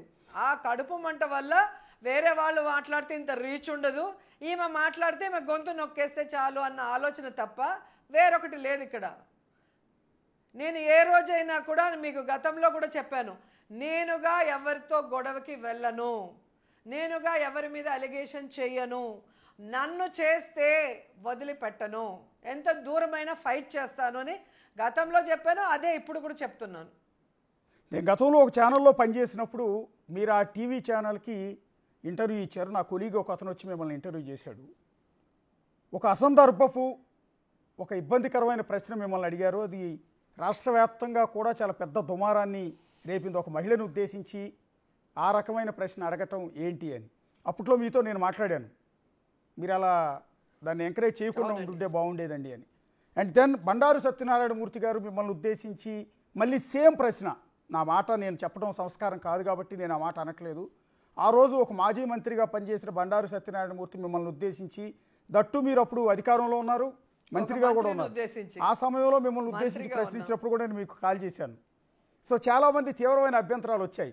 కానీ అదే టైంలో మిమ్మల్ని ఉద్దేశించి ఇంతమంది ఇన్ని రకాల ఇప్పుడు గాలి బాను, సో ఇది కూడా అభ్యంతరకరమే, దాన్ని ఎవరు కూడా యాక్సెప్ట్ చేసే పరిస్థితి లేదు. కానీ ఇంతమంది రోజా గారిని ఉద్దేశించి ఈ రకమైన కామెంట్ చేస్తున్నారు అంటే ఆమె గతంలో ఇష్టం వచ్చినట్టు మా పార్టీ నాయకుల్ని, ఆడవాళ్ళని, మగవాళ్ళని ఇష్టం వచ్చినట్టు తిట్టబట్టే కదా ఈరోజు ఆవిడ్ని తిట్టించుకునే పరిస్థితి వచ్చిందని అంటున్నారు వాళ్ళందరూ. ఒకటి అడుగుతున్నాను సార్, ఈరోజు జాఫర్ గారు ఇంటర్వ్యూలో ఒక క్వశ్చన్ అడిగారు అన్నారు కదా, ఆ క్వశ్చన్ ఎక్కడి నుంచి వచ్చింది అంటే హైదరాబాద్ అసెంబ్లీ. ఫస్ట్ టైం నేను ఎమ్మెల్యే అయినప్పుడు మేమంతా హైదరాబాద్ అసెంబ్లీకి వెళ్ళినప్పుడు అసెంబ్లీలో రిషితేశ్వరి గారి ఇష్యూ చాలా సీరియస్గా మాట్లాడాం, మీరు గుర్తుందేమో. నేను మళ్ళీ గుంటూరుకి వెళ్ళి ఆ కాలేజ్ హాస్టల్ అంతా తిరిగి ఆ ఇష్యూ చాలా పెద్దదైంది. నేను వచ్చానండి, అప్పుడు గంటా గారు మినిస్టర్గా ఉన్నారు. అప్పుడు తెలుగుదేశం పార్టీకి సంబంధించిన వాళ్ళని కాపాడటం కోసం ఏ విధంగా ఆ అమ్మాయి జీవితాన్ని నాశనం చేసినా కూడా వాళ్ళ మీద కేసులు లేకుండా వదిలేశారని ఆ తల్లిదండ్రులకు నేను అండగా నించొని గట్టిగా నిలదీశాను అసెంబ్లీలో. మీరు ఆ టైము ఆ వీడియోస్ చూడండి. దాన్ని తట్టుకోలేక, దానికి ఆన్సర్ చెప్పలేక ఆ రోజు కూడా ఇదే పీతల సుజాత గారిని మీడియా పాయింట్కి పంపించి చేతిలో సీడీలు పట్టుకొని ఆమె బ్లూ ఫిల్మ్లు చేసే ఆర్టిస్టు, ఆ సీడీలు నా దగ్గర ఉన్నాయి అని చెప్పించారు. ఎంత దిగజారుడుతనమో ఒకసారి చూడండి. మరి అవి ఉంటే ప్రెస్కి ఇవ్వచ్చు కదా, ఎందుకు చూపించి భయపెట్టాలి? నిజంగా దాంట్లో ఉంటే నా మీద ప్రేమ మీకు లేదు కదా, అన్ని ఛానళ్ళకి ఇచ్చేది వేస్తారు కదా. అలా అడిగారనే ఒక జర్నలిస్ట్ అడిగారు. నేను దానికి ఎందుకు ఆన్సర్ చెప్పాల్సి వచ్చిందంటే కొంతమంది అయినా కూడా నమ్మకూడదు కదా, వాళ్ళు అడిగినప్పుడు ఈమె ఎందుకు ఆన్సర్ చెప్పలేదు అని చెప్పి. నేను తప్పు చేయనప్పుడు ఏ క్వశ్చన్ అడిగితే నాకేంటి, నేను ఆన్సర్ చెప్పడానికి రెడీగా ఉన్నా. ఏం జరిగింది, ఏ ఇన్సిడెంట్ ఎప్పుడు జరిగిందో చెప్తా, మీరు చెక్ చేసుకోండి, నా తప్పు ఉందేమో చూడండి. అలాగే విజయవాడలో ఈ కాల్మనీ సెక్స్ రాకెట్ అప్పుడు కూడా నన్ను ఎలా సస్పెండ్ చేశారో మీరు చూశారు. ఎందుకు సస్పెండ్ చేస్తున్నారు, ఆ సస్పెండ్ చేయడానికి కారణం ఏంటి, అది నువ్వు చేసావా లేదా అని కూడా అడగకుండా నన్ను ఎలా తరిమేశారో మీరు చూశారు. ఇవన్నీ ఏంటి? మీ పార్టీ నుంచి బయటకు వెళ్ళాను, ఫస్ట్ నేను ఎమ్మెల్యేగా గెలవటం వాళ్ళు జీర్ణించుకోలేకపోయారు. ఎమ్మెల్యేగా అడుగుపెట్టాక మహిళా సమస్యల మీద నేను పోరాటం చేయడం జీర్ణించుకోలేక ప్రతి ఇష్యూలో కూడా నా మీద తప్పుడు స్క్రీన్ ప్లేలతో యాక్టింగ్లు చేయించి కొత్తవి డిస్కషన్లు పెట్టించి టీవీల్లో ప్లే చేయించారు. నన్ను కూర్చోబెట్టి మాట్లాడండి ఎవరైనా కూడా, ఏ ఇష్యూ మీద నేను వచ్చి కూర్చుంటాను. నేను తప్పు చేయలా, భగవంతుని నమ్మిన దాన్ని, ఆత్మసాక్షిని నమ్మిన దాన్ని, నా కుటుంబం నన్ను అర్థం చేసుకుంటే చాలు. రోజా గారు అభిమానించే నా ప్రజలు నన్ను అర్థం చేసుకుంటే చాలు, వేరే వాళ్ళ గురించి నాకు అవసరం లేదండి. సినిమా ఇండస్ట్రీలో ఎవరు సపోర్ట్ లేకుండా మీరు ఎదిగిన తీరు, మీరు నటించిన సినిమాలు, సో ఆ తర్వాత రాజకీయాల్లోకి వచ్చి మీరు పడిన ఇబ్బందులు, మీరు పడిన కష్టం, మంత్రి స్థాయి వరకు మీరు ఎదిగిన తీరు ఖచ్చితంగా ఇన్స్పిరేషన్ అండి. దాన్ని అందరం కూడా గౌరవిస్తాం మేము. చాలామందికి మీరు ఇన్స్పిరేషన్ చాలా విషయాల్లో. కానీ అబ్జెక్షన్ ఒక్క భాష విషయంలో మాత్రమే. Thank you. బేసిక్గా మీరు చాలా విషయాలు ఇన్స్పిరేషన్. అయితే ఇక్కడ పర్టికులర్గా సార్ ఇప్పుడు చిత్తూరు భాష ఒకలాగుంటుంది, గోదావరి జిల్లా భాష ఒకలాగుంటుంది, శ్రీకాకుళం భాష ఒకలాగుంటుంది. ఆ భాషలో మనం ఒక మహిళని లేదా ఒక వైఫ్నో మదర్నో కూతుర్నో వాళ్ళ క్యారెక్టర్ని దెబ్బ కొట్టేలాగా, వాళ్ళ పరువు రోడ్డు మీద వేసేలాగా మాట్లాడటం తప్పు. కానీ భాషలో రెగ్యులర్గా మాట్లాడే మాటల్ని భూతద్దంలో చూయించి మీరు మాట్లాడటం కరెక్ట్ కాదు. ప్రతిదానికి నేను ఇప్పుడు ఆన్సర్ ఇచ్చాను. మీకు దాంట్లో ఏది నేను చెప్పిన ఆన్సర్ మీకు ఏది నమ్మబుద్ధి కాలేదో చెప్పండి. నో యాక్సెప్టబుల్ అండి. మీరు ఇప్పుడు కన్విన్సింగ్గా ప్రతిదానికి వివరణ ఇచ్చుకుంటూ వచ్చారు. అలాగని చెప్పి నేను అలా ఆ రోజు మాట్లాడకుండా ఉండాలి. నేను ఈ రోజు కూడా చెప్తున్నాను సార్, ఈ రోజు కూడా నేను చెప్తున్నా, నేను 100 సార్లు చెప్పా, నేను రాజకీయాల్లోకి వచ్చింది ప్రజలకు సేవ చేయడానికి. నాకింత పేరు డబ్బు క్రేజ్ తెచ్చిన ప్రజలకి నా వంతు సహాయం చేయాలనుకున్నా, అది నా జిల్లా నుంచి చేయాలనుకున్నాను. కాబట్టి ఏ జిల్లా నాయకులు అప్పుడు నన్ను తెలుగుదేశంలో ఇక్కడికి రామ్మా ఇక్కడ ఈజీగా గెలవచ్చు అంటే కూడా నేను నా పిచ్చి ఎమ్మెల్యేగానే చేయాలి, ప్రజల్లో ఉండాలి, ప్రజలకి మంచి చేయాలన్న ఒక పిచ్చితో రాజకీయాల్లోకి వచ్చా. మీరు చెప్పండి, నాలాగా ఎన్టీఆర్ గారు పెద్ద నాయకులు, వాళ్ళని వదిలేండి. ఆ తర్వాత వచ్చిన ఏ సినిమా ఆర్టిస్ట్ అయినా, మగాళ్ళైనా ఆడాళ్ళైనా కాన్స్టిట్యున్సీలో ఇల్లు కట్టుకొని ప్రజలకి అందుబాటులో ఉండి ప్రతి నిత్యం వాళ్ళకి సర్వీస్ చేసిన వాళ్ళు ఎవరైనా ఒక్కరుంటే చూపించండి నాకు. ఒక్క సినిమా ఆర్టిస్టు, మగవాళ్ళైనా ఆడవాళ్ళైనా, వాళ్ళు సర్వీస్ కానీ సొంత డబ్బులతో కానీ లేదా టైం స్పెండ్ చేసి 24 hours అందుబాటులో ఉండి ఎవరు పని చేశారో మీరు చెప్పండి. రోజా గారు, భువనేశ్వర్ గారికి చంద్రబాబు నాయుడుకి ఇల్లు లేదు ఆంధ్రప్రదేశ్లో, యా పవన్ కళ్యాణ్కి ఇల్లు లేదు, షర్మిలమ్మకి ఇల్లు లేదు, కమ్యూనిస్ట్ పార్టీల వాళ్ళకి లేదు. ఎవరికి ఉందండి ఓటు ఇల్లు? ఈరోజు జగన్మోహన్ రెడ్డి దెబ్బకి భయపడి ఇప్పుడు ఓట్లు మార్చుకున్నారు, ఇప్పుడు ఇల్లులు కట్టుకుంటున్నారు. మరి 4 సార్లు ముఖ్యమంత్రి అయ్యారు కదా, ఎందుకు ఇల్లు కట్టుకోలేదు కుప్పంలో? ఎందుకు అక్కడ ప్రజలకు అందుబాటులో ఎవరో ఒకరిని పెట్టలేదు? మీ ఇంట్లో లోకేష్ గారినో భువనేశ్వర్ గారినో ఎవరో ఒకరిని పెట్టాలి కదా. మరి మీరు ముఖ్యమంత్రి అయ్యే స్థాయికి మీకు ఓట్లేసి గెలిపించేది వాళ్ళే కదా. వాళ్ళకి ఏం చేశారు మీరు చెప్పండి. రోజా గారు, భువనేశ్వర్ గారితో లోకేష్ ఇదే లోకేష్ మంగళగిరిలో ఏం చేసినాడు? లాస్ట్ టైం ఓడిపోయాక నియోజకవర్గాన్ని గాలికి వదిలేసిపోయాడు తప్ప అక్కడ ఏమైనా ఇల్లు కట్టుకొని ఓటు మార్చుకొని కూర్చొని ఏమైనా పని చేశాడా? ఇదే పవన్ కళ్యాణ్ గారు వైజాగ్లో ఓడిపోతే వైజాగ్ని గాలికి వదిలేశాడు, లాస్ట్ మినిట్లో పిఠాపురంకి వచ్చాడు. పోనీ పిఠాపురంలో ఇప్పటికైనా ఓటుందా, ఇల్లుందా? అక్కడ ఒక రేప్ జరిగితే పట్టించుకోడు, అక్కడ 2 పిల్లలకి ఈయన ఇచ్చిన సలహాతో బైక్ రేస్ చేసిపోయి 2 చచ్చిపోతే వాళ్ళని పరామర్శించరు. విజయవాడ ఇది మునిగిపోయినప్పుడు పిఠాపురం కూడా సగం మునిగిపోయింది, ఆ రోజు పోయి పరామర్శించలేదు. ఆ రోజు కూడా వంగగీత గారు జగన్ గారే వెళ్ళారు. మీరు ఏం చేస్తున్నారని? మీ కాన్షియస్లో మీరు ఉండరు, ప్రజలకు అందుబాటులో ఏం చేయరు, మీరు నన్ను మాట్లాడతారు. మీకేం అర్హత ఉంది అంటున్నా. ఒక్కసారి రోజా గారు, భువనేశ్వర్ గారిని మీరు ఆ పార్టీలో ఉన్నప్పుడు ఏమని పిలిచేవారు? ఆమెతో మీకు ఎలాంటి రిలేషన్ కానీ అనుబంధం కానీ ఉండేది? భువనేశ్వర్ గారు ఎప్పుడు పార్టీ మీటింగ్లకు కానీ ఎక్కడా కూడా కనిపించారండి, వచ్చేవారు కాదు. అంటే మీరు ఫర్దర్ చంద్రబాబు గారిని కలవటానికి వెళ్ళినప్పుడు లేకపోతే ఇంటికి వెళ్ళినప్పుడు ఆవిడ టచ్ అయ్యి ఉండేవారు కదా ఫేస్? మీరు కూడా ఆ పార్టీలో కీ రోల్లో ఉన్నారు కదా, మహిళా అధ్యక్షురాలుగా ఉన్నారు.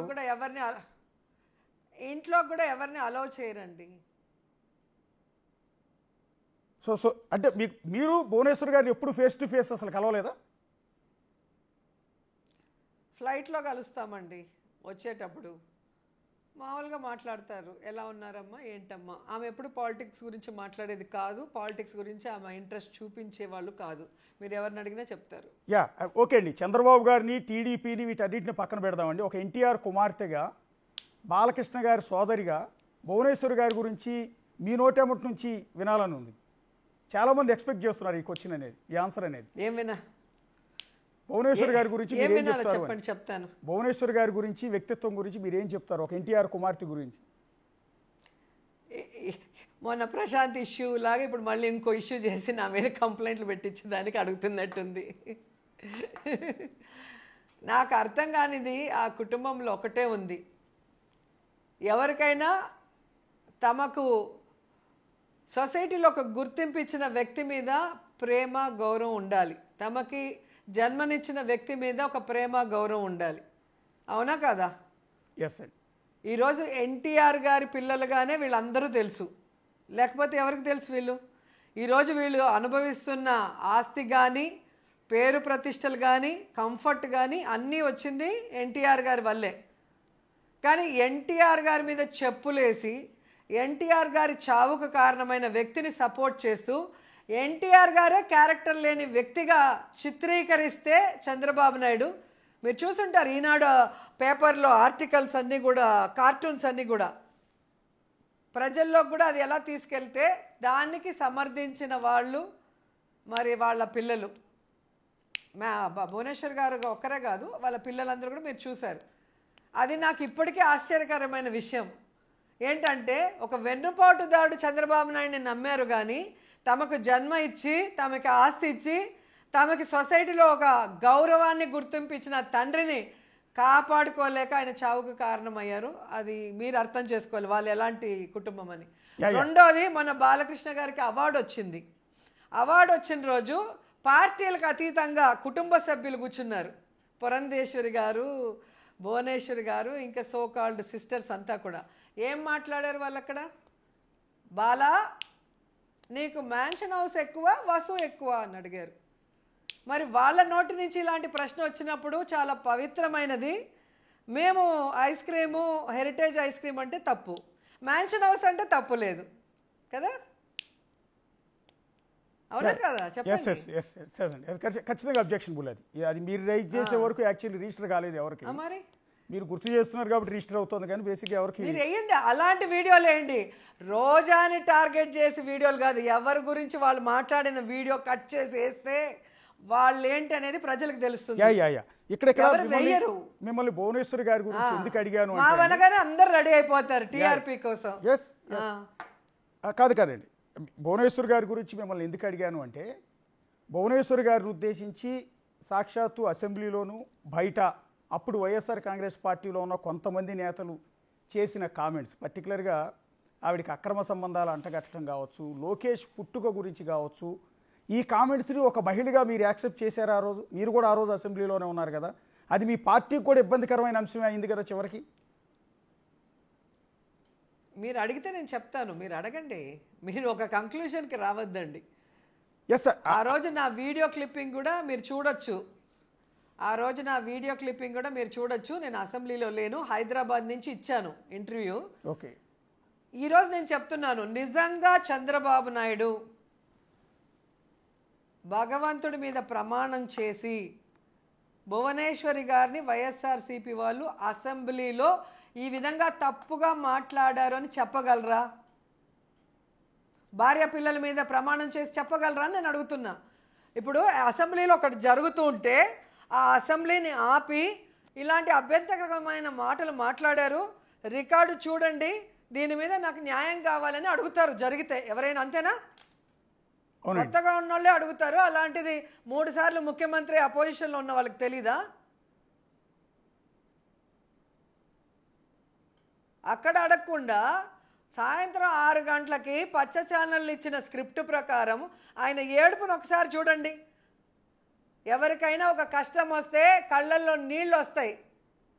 ఎంత పెద్దోడైనా ఎంత గొప్పోడైనా ఏదో ఒక చిన్న మాటకి హర్ట్ అవుతారు, కళ్ళల్లో నీళ్ళు వస్తాయి. కానీ భార్యని నిజంగా అంత పెద్ద మాట అంటే ఆయనకి ఎందుకు కళ్ళల్లో నీళ్ళు రాలేదు? ఆయన దొంగ ఏడుపులు ఎందుకు ఏడ్చారో మీరు ఒకసారి ఆ వీడియోస్ చూడండి. సాయంత్రం వరకు ఆయనకు తెలీదా అసెంబ్లీలో పొద్దునంటే? సో ప్రజల్ని నమ్మించడానికి ఆ సామాజిక వర్గంలో మా మీద కోపంలో రెచ్చగొట్టడానికి ఆయన వాడుకున్నాడు తప్ప అసెంబ్లీలో అలాంటివి ఎవరు చేయలేదు. అలాంటి వాటిని ఎప్పుడూ జగన్మోహన్ రెడ్డి గారు ఎంకరేజ్ చేయరు, ఆయనకు అసలు ఇష్టం ఉండదు అలాంటివి. ఈ రోజుకి కూడా మీరు ప్రెస్ మీట్ పెట్టండి, ఇలా మాట్లాడండి అని ఏ రోజు చెప్పలేదు. అది ఎక్కడ ప్రమాణం చేసైనా నేను చెప్పగలను. అదే తెలుగుదేశం పార్టీలో నేనున్న 10 సంవత్సరాల్లో ఎవరిని ఏం మాట్లాడాలి, ఎలా మాట్లాడాలి స్క్రిప్ట్ రాసి ఇచ్చేది ఎవరు? ప్రెస్ వాళ్ళకి డబ్బు ఇచ్చి అది ఏ ఇచ్చేది ఎవరో కూడా అందరికీ తెలుసు తెలుగుదేశం పార్టీ ఆఫీస్లో. కాబట్టి ఊరికే కెలకద్దండి, కెలికితే వాళ్ళకే నష్టం. అంటే బయటకు ప్రొజెక్ట్ అయింది ఏంటంటే ఆ రోజు చంద్రబాబు నాయుడు గారు తన భార్యను ఉద్దేశించి అత్యంత దారుణంగా మాట్లాడారు కాబట్టే నేను ఈ సవాల్ చేస్తున్నాను, ఇది గౌరవ సభ కాదు, అబద్ధం అంటున్నాను, ఇది గౌరవ సభ కాబట్టి ఈ సభలో నేను ఉండలేను, మళ్ళీ ముఖ్యమంత్రిగా అడుగు పెడతానని ఆ రోజు సవాల్ చేసి వెళ్ళిపోయారు కదా. ఆ వీడియోలు కూడా కొన్ని బయటకు వచ్చాయి కదా. సరే నేను అడుగుతున్నాను, ఆ పార్టీ హెడ్ చంద్రబాబు నాయుడు, అవునా కాదా? అవునండి. మరి ఆయన నేను అసెంబ్లీకి రాను అని చెప్పి బాయ్కాట్ చేసినప్పుడు మిగతా 20 మందికి ఏం పని అసెంబ్లీలో? ఆయన మాటను గౌరవించాలన్న ఆలోచన వాళ్ళకి లేదా? ఆయన మాటకి గౌరవం ఇవ్వాల్సిన బాధ్యత వాళ్ళకి లేదా? దేనికి వచ్చినారు, ఏం చేసినారు? వాళ్ళకు ఒక క్లారిటీ లేదు. ఎందుకు మాట్లాడతారు అబద్ధాలు క్లారిటీ ఉండదు, ఎందుకు ఏం చేస్తారో వాళ్ళకే క్లారిటీ ఉండదు. అధికారంతో అప్పుడు 2014 నుంచి 19 వరకు ఎలా ఆడారో మనం చూసాం. అపోజిషన్లో ఎలా అబద్ధాలు చెప్పారో మనం చూసాం. వాళ్ళ ఛానళ్ళు ఎక్కువ ఉన్నాయి, పచ్చ ఛానళ్ళు, కాబట్టి వాళ్ళకి నచ్చినట్టుగా వాళ్ళు మాట్లాడతారు. అదే మాకు ఒక ఇష్యూ జరిగినప్పుడు ఎక్కడైనా డిస్కషన్ జరుగుతుందా? ఏ ఛానల్లో అయినా నన్ను సస్పెండ్ చేసినప్పుడు ఇలా రూల్స్ ఉందా లేదా? ఆంధ్రప్రదేశ్ ఇండియాలో ఏ అసెంబ్లీలో అయినా ఇలా 1 year సస్పెండ్ చేసే అవకాశం ఉందా లేదా అని రిటైర్డ్ జడ్జిలతో కానీ లేదా ముఖ్యమైన పాత స్పీకర్లతో కానీ ఎక్కడైనా చర్చలు జరిగాయా? తర్వాత సుప్రీంకోర్టు చెళ్ళు అనిపించింది కదా తెలుగుదేశం పార్టీకి, అలా చేయటం తప్పు, ఆమెను తీసుకోమని. ఆ తర్వాత తీసుకోకుండా కోర్టులను అవమానించినప్పుడు ఏ రోజైనా జరిగిందా మీడియాలో డిస్కషను? బండారు సత్యనారాయణ నా గురించి అంత కేవలంగా మాట్లాడినప్పుడు, అంత దిగజారుడుగా మాట్లాడినప్పుడు, అంత జుగుప్సాకరంగా మాట్లాడినప్పుడు ఏ పచ్చ ఛానల్లో అయినా ఇది తప్పు, బండారు మాట్లాడింది, అతన్ని పార్టీ నుంచి సస్పెండ్ చేయాలని ఎవరైనా డిస్కస్ చేశారా అంటున్నా? జరిగినాయండి, మీరు పూర్తిగా వన్ సైడ్గా చెప్తున్నారు. జనాలు జరిగాయి కాదు. రోజా గారు, మీరు ఆ రోజు అసెంబ్లీలో హైదరాబాద్లో అసెంబ్లీ సమావేశాలు జరిగి మిమ్మల్ని బహిష్కరించినప్పుడు మీరు లోపలికి వెళ్ళి ప్రొటెస్ట్ చేసే క్రమంలో మిమ్మల్ని బయటికి పంపించేస్తే అసెంబ్లీ గేట్ ఎదురుగా ఫుట్పాత్ మీద కూర్చుని నిరసన తెలియజేసిన దృశ్యం నాకు ఇప్పటికీ గుర్తుంది. ఆ రోజు నేను అక్కడ ఉన్నాను కాబట్టి. సో ఎంటైర్ మీడియా ఆ రోజు మీ వైపే ఉంది. ఆ రోజు ఈనాడులో చేశారా, ఆంధ్రజ్యోతిలో చేశారా, TV5లో చేశారా, న్యూస్లో చేశారా? మీ వర్గం ఛానల్స్ లో చేశారు ఎవరైనా అండి. హలో సార్, రాజకీయాలకు అతీతంగా ఉండాలి ప్రెస్ అనే వాళ్ళు. మీకు ప్రేమ ఉంటే కొంచెం ఎక్కువగా పొగుడుకోండి, అంతేగాని ఒకరికి అన్యాయం జరిగేటప్పుడు కనీసం మాకు పట్టనట్లుంటే మీరెందుకు జర్నలిస్టులు అవుతారు? ఫోర్త్ పిల్లర్ ఎలా అవుతారు మీరు? అది ఖచ్చితంగా తప్పేనండి. మీడియా అనేది క్రెడిబిలిటీ కాపాడుకోవాలి. చేయమని మేము చెప్పట్లేదు. మీరు జనరల్ గా ఒక పబ్లిక్ కి నష్టం జరిగినా, అపోజిషన్ వాళ్ళకి నష్టం జరిగినా చూపించాలి, డిస్కస్ చేయాలి. మీకు నచ్చితే వాళ్ళ గురించి కొంచెం ఎక్కువ పొగుడుకోండి, మాకు అవసరం లేదు. కానీ మమ్మల్ని సప్రెస్ చేసేలాగా దొంగ వీడియోలు ఎడిటింగ్లు చేసి, మార్ఫింగ్లు చేసి మమ్మల్ని బ్యాడ్ చేయడానికి ఉత్సాహం చూపిస్తే ఎట్లా ఒప్పుకుంటారు? ఖచ్చితంగా అండి, ఈ మాటని ఖచ్చితంగా యాక్సెప్ట్ చేస్తున్నాం. అది టీడీపీకి భజన చేసే ఛానల్ అయినా, వైసీపీకి భజన చేసే ఛానల్ అయినా, రెండు పార్టీలకు వర్తిస్తుంది. ఎవరు కూడా వన్ సైడెడ్గా ఒక పార్టీకి భజన చేయొద్దు, న్యూట్రల్గా ఉండాలని రిక్వెస్ట్ చేస్తున్నాం. మేము కూడా అదే రిక్వెస్ట్ చేస్తున్నాం అండి. ఇప్పుడు నిన్న మీరు ఒక వీడియో చూశానండి మీది, ఒక ఛానల్ ఇంటర్వ్యూలో చాలా ఎమోషన్ అయ్యారు. మీ పాపని బాబుని గుర్తు తెచ్చుకుని, మీ పాప ఇక్కడ నుంచి చాలా ఇబ్బంది పడుతూ వేరే కంట్రీకి వెళ్ళి చదువుకుంటుంది అనేది ఒకటి, అలాగే మీ బాబును ఉద్దేశించి కూడా మీరు కన్నీరు పెట్టుకున్న పరిస్థితి చూసాం. నిజంగా ఎందుకు అంత ఎమోషన్ అయ్యారు అంటే ఏ సందర్భం అది? తల్లి కొడుకుల ఫోటోల్ని న్యూడ్గా మార్ఫింగ్ చేసి కొడుకుకు పెడితే ఎలా ఉంటుంది ఆ తల్లి పరిస్థితి?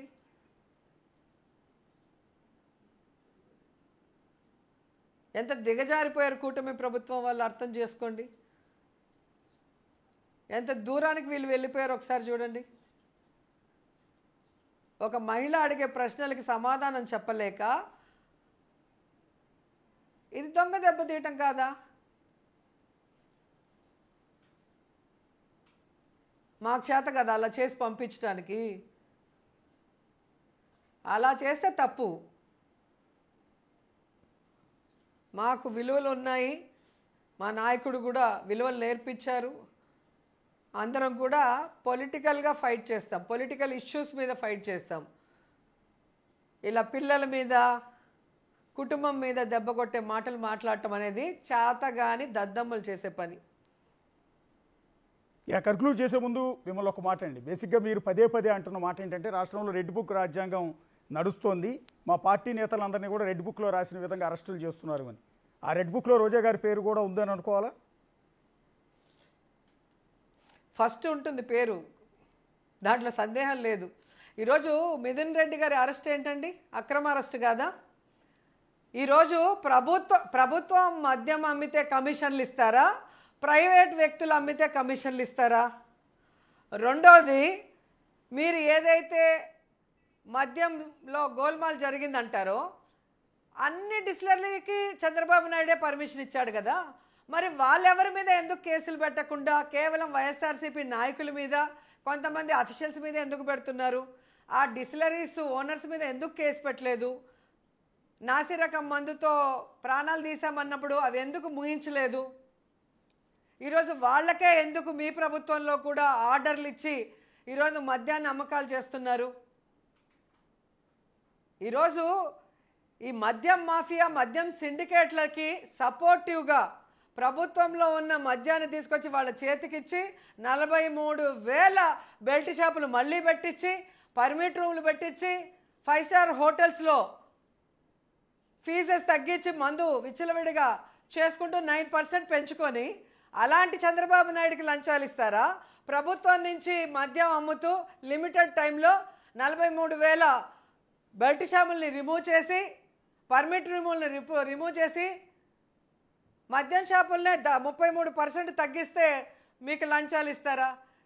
ఇది కేవలం చంద్రబాబు నాయుడికి వ్యతిరేకంగా గట్టిగా నిలబడ్డామని పెద్దిరెడ్డి ఫ్యామిలీకి కానీ మా ఫ్యామిలీకి కానీ వేధించడం కాదా, అక్రమ కేసులు కాదా నేను అడుగుతున్నా.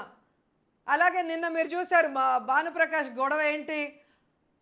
ఒకరోజేమో జాయింట్ జార్లో బియ్యం దొంగ దొరికాడు అమృతరాజు, 4వ రోజు రాజంపేట నుంచి నగిరి వరకు 7 టిప్పర్లు అంటే ఎంత పెద్ద స్థాయిలో వస్తాయో మీకు తెలుసు, ఎంత పెద్ద సైజులో. మరి ఆ టిప్పర్లలో వచ్చిన ఇసుక పట్టుకున్న వ్యక్తులు ఇద్దరూ కూడా అమృతరాజు నాడారు. ఆ అమృతరాజు ఎవరో నాకు తెలియదు అంటాడు, అవి వైసీపీ వెహికల్ అంటారు.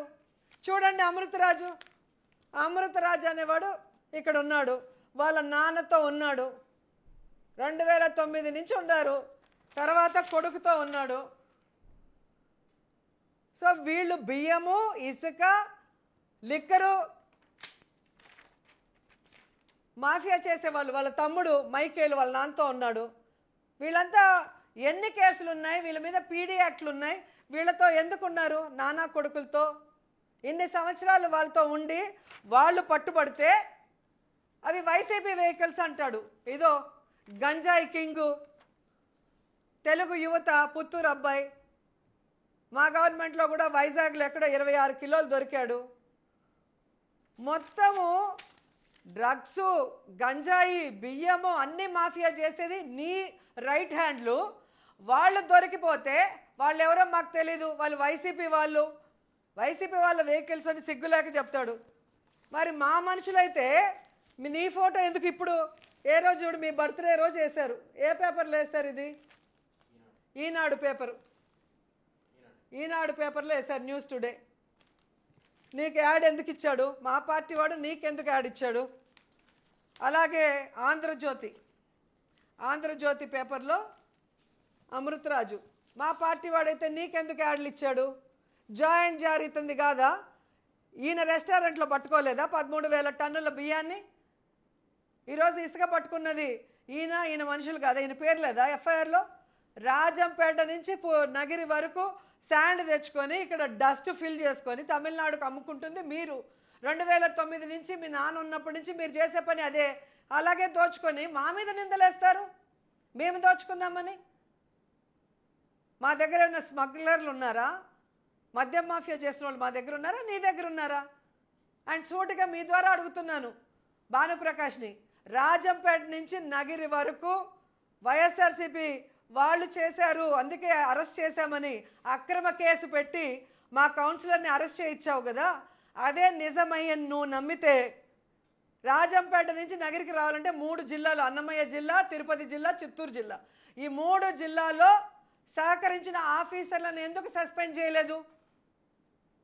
ఇన్ని చెక్ పోస్టులు ఎలా దాటొచ్చాయి? ఇంతమంది ఎస్పీలను ఎలా దాటొచ్చారు? ఇంతమంది మైనింగ్ ఆఫీసర్లను ఎలా దాటొచ్చారు? వాళ్ళ మీద మీరు ఏం యాక్షన్ తీసుకున్నారు? అంటే ఒక చిన్న డౌట్ అండి, ప్రశ్నించాం కాబట్టి మా వాళ్ళు ఇరికిచ్చారు. మళ్ళీ సిగ్గు లేకుండా ప్రెస్ మీట్ పెట్టి వైసీపీ వాళ్ళు నేనే పట్టించాను అంట. నువ్వు నగిరిలో పట్టించాలా? రాజంపేటలో పట్టించలేవా? తిరుపతిలో పట్టించలేరా? మీ నాయకులు వాళ్ళు కమిషన్లు తీసుకున్నారా? ఏం మాట్లాడుతున్నారు? అంటే ఒక చిన్న లాజిక్ అండి, చాలా మందికి అట్లాగే ఆవిడ ఏం ఇంకోటి ఆవిడ ఏం చేసింది ఆవిడ ఏం అభివృద్ధి చేయలేదు అంటారు. ఈరోజు నేను గర్వంగా చెప్పగలను, ఈ రాష్ట్రంలో జగనన్న తర్వాత ఎమ్మెల్యేలో బెస్ట్ ఎమ్మెల్యేగా పేరు తెచ్చుకోవాలి, ప్రజలకి అన్ని రకాలుగా అండగా ఉండాలని పరుగులు తీసిన వ్యక్తి నేను. ఒక ఎమ్మెల్యేగా ఢిల్లీ వరకు వెళ్ళాను గడ్కరీ గారిని కలవటానికి. ఇప్పుడు ఏదైతే జరుగుతుందో తిరుపతి టు పుత్తూరు వర్క్ కోసం ఒకసారి, అలాగే పుత్తూరు టు నగిరి మీదుగా కనకమ్మ సత్రం వరకు, దానికి గడ్కరీ గారు ట్వీట్ చేసినది చూడండి. ఎమ్మెల్యేకి అవసరం లేదు, ఎంపీ చేస్తే చాలు. కానీ నియోజకవర్గం మీద అభిమానంతో నియోజకవర్గానికి మంచి చేయాలని నేను వెళ్ళాను. మీరేం చేశారు? మీ నాన్న ఎమ్మెల్యేగా ఎమ్మెల్సీగా ఉన్నప్పుడు రాయపాటి వాళ్ళు ఎన్హెచ్ చేస్తుంటే రోడ్డు వేసారా? ఎక్కడైనా సర్వీస్ రోడ్లు ఉన్నాయా? ఎక్కడైనా అండర్ బ్రిడ్జ్లు ఉన్నాయా? ఎంతమంది చనిపోయారు మీ నాన్న ఎమ్మెల్సీగా ఎమ్మెల్యేగా ఉన్నప్పుడు? ఆ 10 సంవత్సరాల్లో ఒకసారి లెక్క చూడు. ఆ చావులు చూసి మనసు చెల్లించి ఒక ఎమ్మెల్యేగా ఢిల్లీ వరకు వెళ్ళి పోరాడి తెచ్చుకున్నాను. ఎన్ని వేల కోట్లు తెచ్చానో కూడా చూడండి. 1346 కోట్ల రూపాయల ప్రాజెక్టు ఎన్హెచ్ యాజ్ ఏ ఎమ్మెల్యేగా పోయి ఫైట్ చేసి మా ఎంపీని తీసుకొని వెళ్ళి తర్వాత మంత్రిగా వెళ్ళి ఎన్నిసార్లు వర్క్ చేయించుకున్నా. అలాగే మా మిథునన్నతో అపాయింట్మెంట్ తీయించుకొని వంగా గీత గారు మొత్తం ఎంపీలంతా వచ్చారు ఆ రోజు. పీయూష్ మన రైల్వే మినిస్టర్ గారు, సెంట్రల్ రైల్వే మినిస్టర్ గారిని కలిసి మీరు నెత్తం నుంచి పూడి వరకు చూడండి. నేను ఎమ్మెల్యే కాకముందు నగిరిలో రైల్వే స్టేషన్లు ఎలా ఉన్నాయి, ఈరోజు ఎలా ఉన్నాయో చూడండి. అలాగే ఎన్హెచ్ నేను ఎమ్మెల్యే కాకముందు ఎలా ఉంది, ఈరోజు ఎలా ఉందో అన్ని ఫోటోలు వీడియోలు మా దగ్గర ఉన్నాయి. అవి ప్లే చేస్తే నేను ఏం డెవలప్మెంట్ చేశానో తెలుస్తుంది. ఈరోజు ఒక టెంపుల్స్ కట్టాలన్నా, కళ్యాణ మండపాలు కట్టాలన్నా, పార్కులు కట్టాలన్నా, హెల్త్ సెంటర్లు కట్టాలన్నా, డయాలసిస్ సెంటర్ తేవాలన్నా, RDO circle, DSP circle, MVI circle, ఇలా ఏది కావాలో పాలిటెక్నిక్ కాలేజు, ఐటీ కాలేజు ఇన్ని కట్టించినాను. గర్వంగా చెప్పుకుంటున్నాను. అవి ఎప్పుడు వచ్చినా చూపిస్తాను, ఎవరిని అడిగినా చూపిస్తారు. నీకు కళ్ళు బాగాలేకపోతే హాస్పిటల్లో పోయి ఆపరేషన్ చేయించుకో. నోటికి ఎంత వస్తే అంత మాట్లాడితే భానుప్రకాష్కి మర్యాద ఉండదని కూడా ఈ సందర్భంగా తెలియజేసుకుంటున్నా. అంటే ఇది చిన్న లాజిక్ అండి. బేసిక్గా అధికారంలో ఉన్నది వాళ్ళు, అక్రమ కేసులు ఎమ్మెల్యేగా పెడితే ఎవ్వరు భయపడే పరిస్థితి లేదు. బేసిక్గా అధికారంలో ఉన్నది వాళ్ళు, ఎమ్మెల్యేగా ఉన్నది గాలి భానుప్రకాష్. సో వాళ్ళ మనుషులు కనుక ఇసుక వ్యాపారం చేస్తే వాళ్ళ మనుషుల్ని వాళ్ళ ప్రభుత్వంలో ఉన్న పోలీస్ అధికారులు పట్టుకునే అవకాశం ఉంటుందా అని నేను అనేది ఏంటంటే, నేనే పట్టించానని ఆయన అంటున్నాడు కదా. ఇంతకన్నా మీకు ఏం సాక్ష్యం కావాలి చెప్పండి సార్? పట్టుకున్న ఇతను ఎఫ్ఐఆర్లు తెప్పించుకోండి. ఇతను ఉన్నాడా లేదా మెయిన్ విక్టిము. ఎందుకు పట్టారో మీరు తెలుసుకోవాలి. ఎందుకు పట్టుకుని ఉంటారు? లెక్కల దగ్గర తేడా వచ్చి ఉంటుంది. ఎవడో చెప్పుంటాడు వాడు చాలా సంపాదిస్తున్నాడు, నీకు కొంచెం ఇస్తున్నాడని. ఎందుకు ఇది అంటున్నానంటే, మొన్న ఆర్డీఓ ఆఫీస్లో అఫీషియల్ మీటింగ్ పెట్టినప్పుడు ఇదే భానుప్రకాష్, మీకు వీడియో తెప్పించుకోండి మీ జర్నలిస్ట్ ఉంటే, లెక్కలు చెప్పాడు. ఇన్ని టన్నులు అమ్మితే ఎంత వస్తుంది, ఇన్ని ట్రిప్పులు వెళ్తే ఎంత వస్తుంది, నెలకి ఎన్ని కోట్లు సంపాదిస్తారు, సంవత్సరానికి ఎన్ని కోట్లు సంపాదిస్తారని ఆయన లెక్కలు చెప్పాడు. సో లెక్కల్లో తేడా వస్తేనే కదా పట్టించుకుంటుంటారు. ఓకే. లేదా వైఎస్ఆర్సీపీ వాళ్ళు చేస్తే ఎందుకు రాజంపేట వాళ్ళు వదిలేశారు, ఎందుకు తిరుపతి డిస్టిక్ వాళ్ళు వదిలేశారు, ఇక్కడే ఎందుకు పట్టుకోవాల్సి వచ్చింది? అఫీషియల్స్ ఎందుకు సపోర్ట్ చేశారు? చంద్రబాబు నాయుడు చెప్పాడు కదా, వైఎస్ఆర్సీపీ అని తెలిసినా లేదా మీకు ఏదైనా డౌట్ ఉన్నా వాళ్ళకి ఏ పని చేయొద్దు అని క్లియర్గా చెప్పినప్పుడు, ఏ అఫీషియల్స్ అయినా కూటమి ప్రభుత్వానికి సంబంధించిన వాళ్ళు, ఏ ఎమ్మెల్యేలు ఎంపీలైనా ఎందుకు మాకు పని చేస్తారో మీరు చెప్పాలి.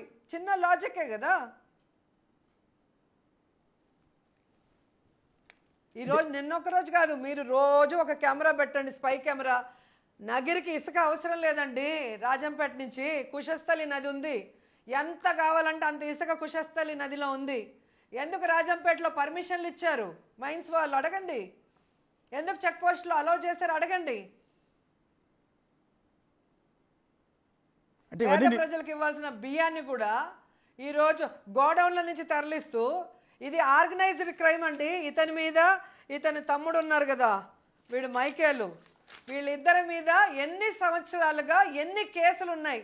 బియ్యం దొంగతనంలో, లిక్కర్ దాంట్లో, ఇసుకలో, వీళ్ళ మీద ఎన్ని కేసులు ఉన్నాయి చూడండి. పీడీ యాక్ట్లు ఉన్నాయా లేదా చూడండి.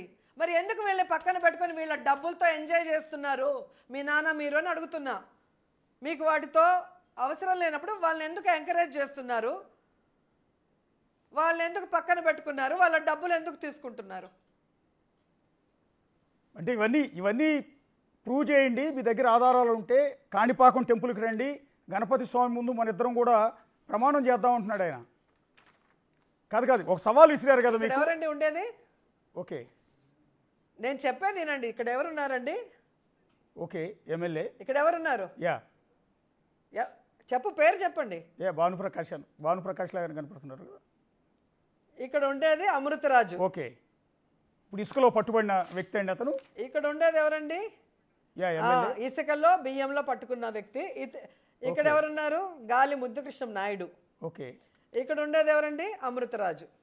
ఓకే, ఇక్కడ ఉండేది ఇప్పుడు మొన్న అయింది ఈయన బర్త్డే. ఇది మొన్న పేపరు, పాతది కాదు, మొన్న. ఓకే, పట్టుకునే ముందు బర్త్డే జరిగింది. కాన్స్టిట్యున్సీ అంతా ఫ్లెక్సీలు పెట్టింది, పేపర్ యాడ్లు ఇచ్చింది, ఆంధ్రజ్యోతికి, ఈనాడుకి. ఈయన ఓకే, ఎవరో మీ పార్టీ కౌన్సిలర్ ఒక ఆయన అట్లాగే ఉన్నాడు, ఇతను ఎవరు? మీ మనిషి ఒక అతను ఉన్నాడు, ఇసుక లారీలు అరెస్ట్ చేసి అదే అంటున్నాను. ఎప్పుడైతే మేము ఇలా తెలుగుదేశం పార్టీ వాళ్ళు దొరికి వీళ్ళ భాగోతం బయటపడితే ప్రజలు అసహించుకుంటే ఇది మాది కాదు వైఎస్ఆర్సీపీ వాళ్ళు చేసింది అని చెప్పడానికి అక్రమ కేసులు పెట్టి అర్లీ మార్నింగ్ కేసు రాశారు. ఆ రోజు నేను కోర్టు దగ్గర నించొని అరుస్తున్నాను, గుర్తుందా? ఎఫ్ఐఆర్ లేకుండా, రిమాండ్ రిపోర్ట్ లేకుండా ఎందుకు తీసుకొచ్చారు కోర్టుకి అని అడిగానా? అవునండి. కేవలం కక్ష సాధింపుతో తీసుకొచ్చింది తప్ప నిజంగా తప్పు చేసుంటే ఎందుకు ఆ రోజు 12 పేర్లు రాసి ఆ అదర్స్ రాసినప్పుడు వీళ్ళ పేర్లు లేదు? ఎందుకు ఈ రోజే 14వ తేదీ రాయాల్సి వచ్చింది? ఒకవేళ అతను తప్పు చేస్తుంటే అతని ఇంట్లో ఎందుకు ఉంటాడు? ఒకవేళ అతనితో కలిసి వ్యాపారం చేస్తా ఉంటే నువ్వేం నువ్వు ఎద్దుకేమన్నా పళ్ళు దొంపుతా ఉన్నాడా భానుప్రకాష్ కూర్చొని సంవత్సరం నుంచి? గంజాయి దొంగల్ని, ఇసుక దొంగల్ని, బియ్యం దొంగల్ని నీ పక్కన పెట్టుకొని నీ పార్టీ జెండా మోయించి నీ ఫ్లెక్సీలు నీ యాడ్లు వేయించుకొని వాళ్ళ గెస్ట్ హౌస్ల్లో కూర్చొని డిన్నర్లు నువ్వు చేసి వైఎస్ఆర్సీపీ వాళ్ళు తప్పు చేసినారు నేను పట్టించానని చెప్తే ముసలవ్వన్న నమ్ముతుందా అని అడుగుతున్నా. అంటే మీ జిల్లాలో మీరు బాగా ఎక్కువగా కొలిచే గణపతి స్వామి ముందు, కాణిపాకం గణపతి ముందు మనం ప్రమాణం చేద్దాం రమ్మని సవాలు ఇస్తున్నారు కదా, సిద్ధంగా ఉన్నారా? ఏ దేవుడి ముందైనా ప్రమాణం చేస్తాను, ఏ దేవుడి ముందైనా ప్రమాణం చేసి చెప్తాను. మొన్ననే చెప్పే కదా, ఏదో కొండ మీద టికెట్లు అమ్ముకున్నానని ఒక ఎదవ మాట్లాడినప్పుడు చెప్పిన. ఎవడైతే ఆ మాట మాట్లాడాడో వాళ్ళంతా ఎదవలే. కొండ మీద టికెట్లు నేను అమ్ముకోవటం ఏంటి? ఒక రోజు షూటింగ్ చేస్తే లక్షల్లో వస్తుంది, ఒక సినిమా చేస్తే కోట్లల్లో వస్తుంది. నాలాగా దేవుడి భక్తి ఉన్న వాళ్ళు, నాలాగా 10 మంది నేను చేసుకునే విఐపి దర్శనం చేసుకోవాలని మంచి మనసుతో తీసుకొని వెళ్ళే వాళ్ళు ఎవరున్నారు ఒకసారి చెప్పండి. నేను సూటిగా మీ ద్వారా చెప్తున్నాను, కాణిపాకానికి వెళ్దాము. తల్లిని మించిన దైవం లేదంటారు కదా, ఆ తల్లి దగ్గరికి వెళ్దాం. మీ తల్లి దగ్గరికి వెళ్ళి మీ నాన్న చావుకి ఎవరు కారణం, నిన్ను మీ అమ్మ, మీ తమ్ముడు, మీ చెల్లి ఎందుకు అసహించుకుంటుందో ప్రమాణం చేసి వీడియో ముందర చెప్పండి. విగ్రహం పెట్టి నన్ను తిట్టడం కాదు, నగిరి సెంటర్లో నించొని మీ అమ్మ దగ్గరకు కూడా వచ్చి ప్రమాణం చేయి. నువ్వు ఎంత మంచోడివి, నువ్వు కుటుంబాన్ని ఎంత గౌరవిస్తావు, మీ నాన్న చావు కారణం ఎవరు, మీ అమ్మకు నువ్వు తిండి పెడుతున్నావా, తరిమేసావా, ఆమె ఇప్పుడు ఎక్కడుంది, అన్నీ కూడా మీ అమ్మ ముందర మాట్లాడదాం. అప్పుడు నిజాలు వస్తాయి.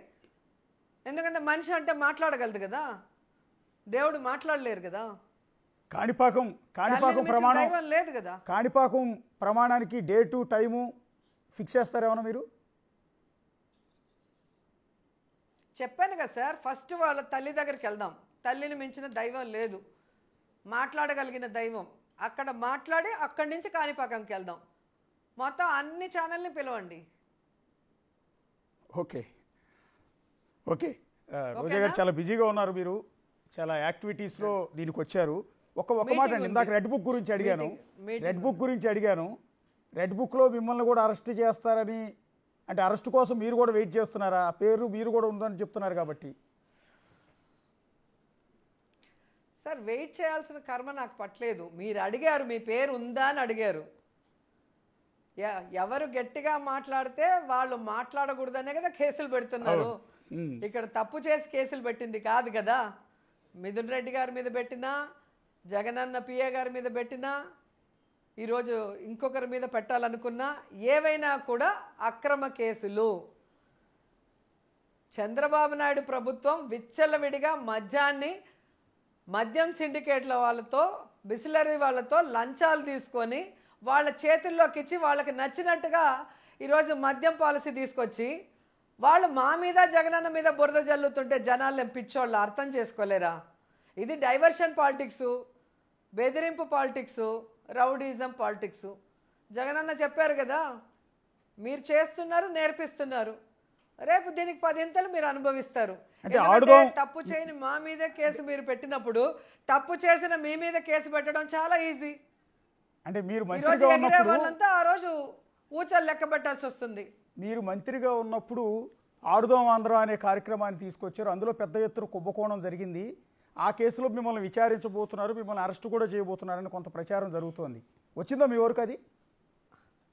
ప్రచారం కౌంటింగ్ అయిన రోజు నుంచి జరుగుతుంది, ఈరోజు కొత్తగా ఏం జరగలేదు. వాళ్ళు మాట్లాడే మాటలే మీరు అర్థం చేసుకుంటే అవి ఎంత ఫేకో మీకు అర్థమవుతాయి. ఫస్ట్ 100 కోట్లు దోచుకున్నాను ఆడుదాం ఆంధ్రలో అన్నారు. దాని బడ్జెట్టే 100 కోట్లు. 100 కోట్లు నేను దోచుకుంటే 3 లక్షల గేమ్స్ ఎలా ఆడారు, అన్ని కోట్ల రూపాయలు ప్రైజ్ డిస్ట్రిబ్యూషన్ ఎలా జరిగింది, అన్ని ఎక్విప్మెంట్లు ఎలా ప్లేయర్స్కి ఇచ్చారు, అంతమందికి ఫుడ్ ఎవరు పెట్టారు, అంతమందికి డ్రెస్సులు ఎవరు ఇచ్చారు, అంతమందికి ఎవరు ఆర్గనైజ్ చేశారో చెప్పాలి. రెండవది, అసెంబ్లీలో శాసన మండలిలో క్వశ్చన్ వేశారు, అవకతవకలు జరిగాయా అని అడిగితే జరగలేదు, అలాంటి ప్రసక్తే లేదు అని ఇచ్చారు. దీని మీద ఎంక్వైరీ చేశారంటే అలాంటి ప్రసక్తే లేదు అన్నారు. ఈ ఫండ్స్ని ఎలా వినియోగించారు అంటే ఇది ఆర్ఎండ్బి ద్వారా టెండర్లు వేశారు, ఆర్ఎండ్బి ద్వారా ప్రొక్యూర్ చేశారు, మిగతా ఆర్గనైజింగు ఈ ప్రైజ్ డిస్ట్రిబ్యూషను 26 జిల్లాల కలెక్టర్ల అకౌంట్లకు వెళ్ళింది, కలెక్టర్ల ఆధ్వర్యంలోనే జరిగిందని క్లియర్ కట్గా ఇచ్చారు. సో నాకు బైరెడ్డికి దీంట్లో సంబంధం లేదు. డైరెక్ట్గా ఎలా జరిగిందో వాళ్ళు ఇచ్చిన తర్వాత వీళ్ళు పేపర్లలో, టీవీల్లో వీళ్ళకి నచ్చినట్టు మాట్లాడుకొని వీళ్ళకి నచ్చినట్లు వాళ్ళ క్యాడర్ని సాటిస్ఫై చేయాలన్న ప్రయత్నం చేస్తున్నారు తప్ప అక్కడ ఎక్కడ తప్పు జరగలేదు అనేది వాళ్ళకు కూడా తెలుసు. ఎవరైతే దాన్ని నిర్వర్తించారో వాళ్ళు రెడ్ బుక్ రాశారు. గారు ఆ రోజు ప్రద్యుమ్న గారు ఆర్ఎండ్బి ప్రిన్సిపల్ సెక్రటరీ, అలాగే ఆడుదాం ఆంధ్రాకి కూడా ఆయన స్పోర్ట్స్ ప్రిన్సిపల్ సెక్రటరీగా ఉన్నారు. ఆయన ఈరోజు చంద్రబాబు నాయుడు పేషీలో సీఎంఓలో మెయిన్ పోస్ట్లో ఉన్నారు. ఆయన అడగండి, దాంట్లో తప్పు జరిగిందా లేదా అడగండి. మేమేమైనా సంపాదించుకున్నామా, మేమేమైనా సైన్ పెట్టామా, మేమేమైనా టెండర్లు వేసుకున్నామా అడగండి. ఎస్, వాళ్ళు రెడ్ బుక్ రాశారు, జగన్ గారు చెప్పారు మేము కూడా బ్లూ బుక్ రాస్తామని. వాళ్ళు థ్యాంక్ యూ. ఒక్క నిమిషం మేడం, ఒక్క నిమిషం. ఓకే. అది మాజీ మంత్రి మేడం, ఒకటే లాస్ట్ది ఏం లేదు. వాళ్ళు రెడ్ బుక్ రాశారు, జగన్ గారు చెప్పారు మేము కూడా బ్లూ బుక్ రాస్తామని.